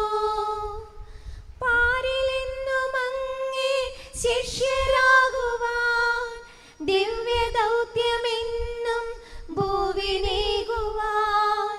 പാരിലെന്നും അങ്ങേ ശിഷ്യരാകുവാൻ ദിവ്യദൗത്യമെന്നും ഭൂവിനേകുവാൻ. ആശയോടെ മോദമോടെ ആശയോടെ മോദമോടെ ഞങ്ങൾ നിൻ വരങ്ങൾ തേടി വന്നിടുന്നു. ദൈവസൂനോ സമാധാനം നിങ്ങളോട് കൂടെ. അങ്ങയോടും അങ്ങയുടെ ആത്മാവോടും കൂടെ. വിശുദ്ധ യോഹന്നാൻ അറിയിച്ച നമ്മുടെ കർത്താവ് യേശു മിശിഹായുടെ പരിശുദ്ധ സുവിശേഷം. നമ്മുടെ കർത്താവായ മിശിഹായ്ക്ക് സ്തുതി. അത് സാബത്തിനുള്ള ഒരുക്കത്തിന്റെ ദിവസമായിരുന്നു. ആ സാബത്ത് ഒരു വലിയ ദിവസമായിരുന്നു. സാബത്തിൽ ശരീരങ്ങൾ കുരിശിൽ കിടക്കാതിരിക്കുവാൻ വേണ്ടി അവരുടെ കാലുകൾ തകർക്കാനും അവരെ നീക്കം ചെയ്യുവാനും യഹൂദർ പിലാത്തോസിനോട് ആവശ്യപ്പെട്ടു. അതിനാൽ പടയാളികൾ വന്ന് അവനോടുകൂടെ ക്രൂശിക്കപ്പെട്ടിരുന്ന 2 പേരുടെയും കാലുകൾ തകർത്തു. അവർ യേശുവിനെ സമീപിച്ചപ്പോൾ അവൻ മരിച്ചു കഴിഞ്ഞുവെന്ന് കാണുകയാൽ അവൻ്റെ കാലുകൾ തകർത്തില്ല. എന്നാൽ പടയാളികൾ ഒരുവൻ അവൻ്റെ പാർശ്വത്തിൽ കുന്തം കൊണ്ട് കുത്തി. ഉടനെ അതിൽ നിന്ന് രക്തവും വെള്ളവും പുറപ്പെട്ടു. അത് കണ്ടയാൾ തന്നെ സാക്ഷ്യപ്പെടുത്തിയിരിക്കുന്നു.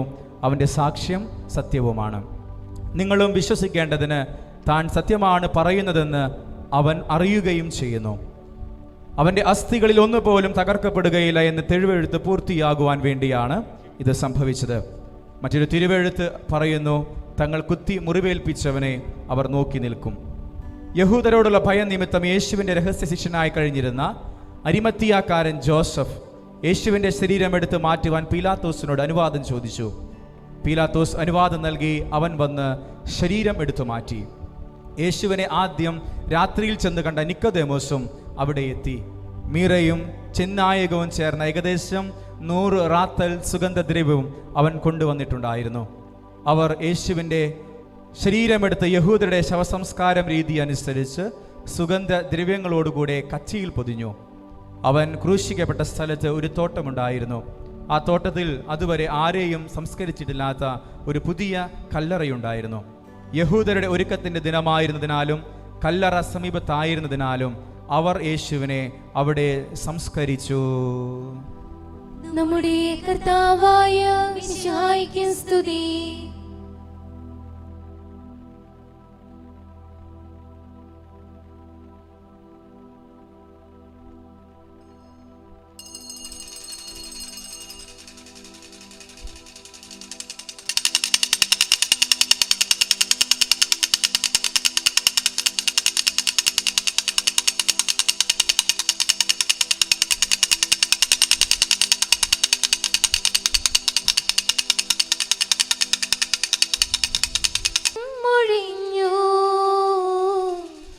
സന്താപമെങ്ങും നിറഞ്ഞു. ഞാനെൻ പിതാവിൻ്റെ പക്കൽ പോകുന്നിതാ യാത്ര ചൊൽവൂ. സ്വർലോകനാഥൻ മൊഴിഞ്ഞു. സന്താപമെങ്ങും നിറഞ്ഞു. ഞങ്ങളുടെ കർത്താവായ ദൈവമേ, നിന്റെ സമാധാന ലോകത്തിന്റെ നാനാഭാഗങ്ങളിൽ സ്ഥാപിക്കണമേ. നിന്റെ കുരിശ് വഴി തിരുസഭയെ ശക്തിപ്പെടുത്തുകയും അവരുടെ സന്താനങ്ങളെ സംരക്ഷിക്കുകയും ചെയ്യണമേ. ഞങ്ങൾ സഭയിൽ നിനക്ക് സ്തുതിയും ബഹുമാനവും ആരാധനയും എപ്പോഴും സമർപ്പിക്കുവാനിടയാകട്ടെ. സകലത്തിന്റെയും നാഥായ എന്നേക്കും. എന്റെ കൈകളും കാലുകളും അവർ തുളച്ചു, എന്റെ അസ്ഥികളെല്ലാം അവർ എണ്ണി. അവർ എന്നെ ഉറ്റുനോക്കി. അവർ എന്റെ വസ്ത്രം പങ്കിട്ടെടുത്തു, മേലങ്കിക്ക് വേണ്ടി അവർ ചിട്ടിയിട്ടു. കർത്താവേ, നീ നകന്നു പോകരുതേ, എന്റെ സഹായത്തിന് വേഗം വരണമേ.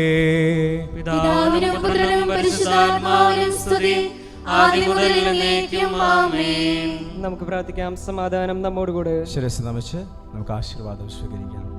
പിതാവിന്റെ മഹത്വത്തിന്റെ പ്രകാശവും അനാദിയിൽ ജനിച്ചവനും സൃഷ്ടികൾക്ക് സമയത്തിനും അതീതനും സമയത്തിന്റെ പൂർണ്ണതയിൽ മനുഷ്യനായി അവതരിച്ചവനും യോഹന്നാനിൽ നിന്ന് മാമോദീസ സ്വീകരിച്ചുകൊണ്ട് തൻ്റെ പരസ്യജീവിതം ആരംഭിച്ചവനും അത്ഭുതങ്ങളും അടയാളങ്ങളും വഴി തൻ്റെ ദൈവത്വം വെളുത്തെളിയിച്ചവനും വിജയശ്രീലാളിതനായി ജെറുസലേം പട്ടണത്തിൽ പ്രവേശിച്ചവനും പീഡകൾ സഹിച്ച് ഇന്നേ ദിവസം കുരിശിൽ സ്വയം അർപ്പിച്ചവനും മൂന്നാം ദിവസം ഉയർത്തെഴുന്നേറ്റ് ഉയർപ്പിലുള്ള പ്രത്യാശ ഞങ്ങൾക്ക് പ്രദാനം ചെയ്തവനുമായ മിശിഹാ കർത്താവേ, നിന്നെ ഞങ്ങൾ സ്തുതിച്ചാരാധിക്കുന്നു. സകലത്തിൻ്റെയും നാഥനും എല്ലാറ്റിൻ്റെയും പരിപാലകനുമായ നിന്നിൽ ഞങ്ങൾ പ്രത്യാശിക്കുകയും ശരണപ്പെടുകയും ചെയ്യുന്നു. അനുതാപത്തോടെ നിന്റെ തിരുമുമ്പിൽ നിൽക്കുന്ന പാപികളും ബലഹീനരുമായ ഞങ്ങളുടെ പാപങ്ങളും കുറ്റങ്ങളും ക്ഷമിച്ച് നല്ല കള്ളനോടൊപ്പം നിന്റെ രാജ്യത്തിന് ഞങ്ങളെയും അർഹരാക്കണമേ. നിന്റെ വിശുദ്ധ കുരിശിൽ രഹസ്യവും പരസ്യവുമായ എല്ലാ വിപത്തുകളിൽ നിന്ന് ഞങ്ങളെ സംരക്ഷിക്കുകയും ചെയ്യണമേ, ഇപ്പോഴും എപ്പോഴും എന്നേക്കും. ആമേൻ. ഈശോ മിശിഹായ്ക്കും സ്തുതിയായിരിക്കട്ടെ. ഇപ്പോഴെപ്പോഴും സ്തുതിയായിരിക്കട്ടെ.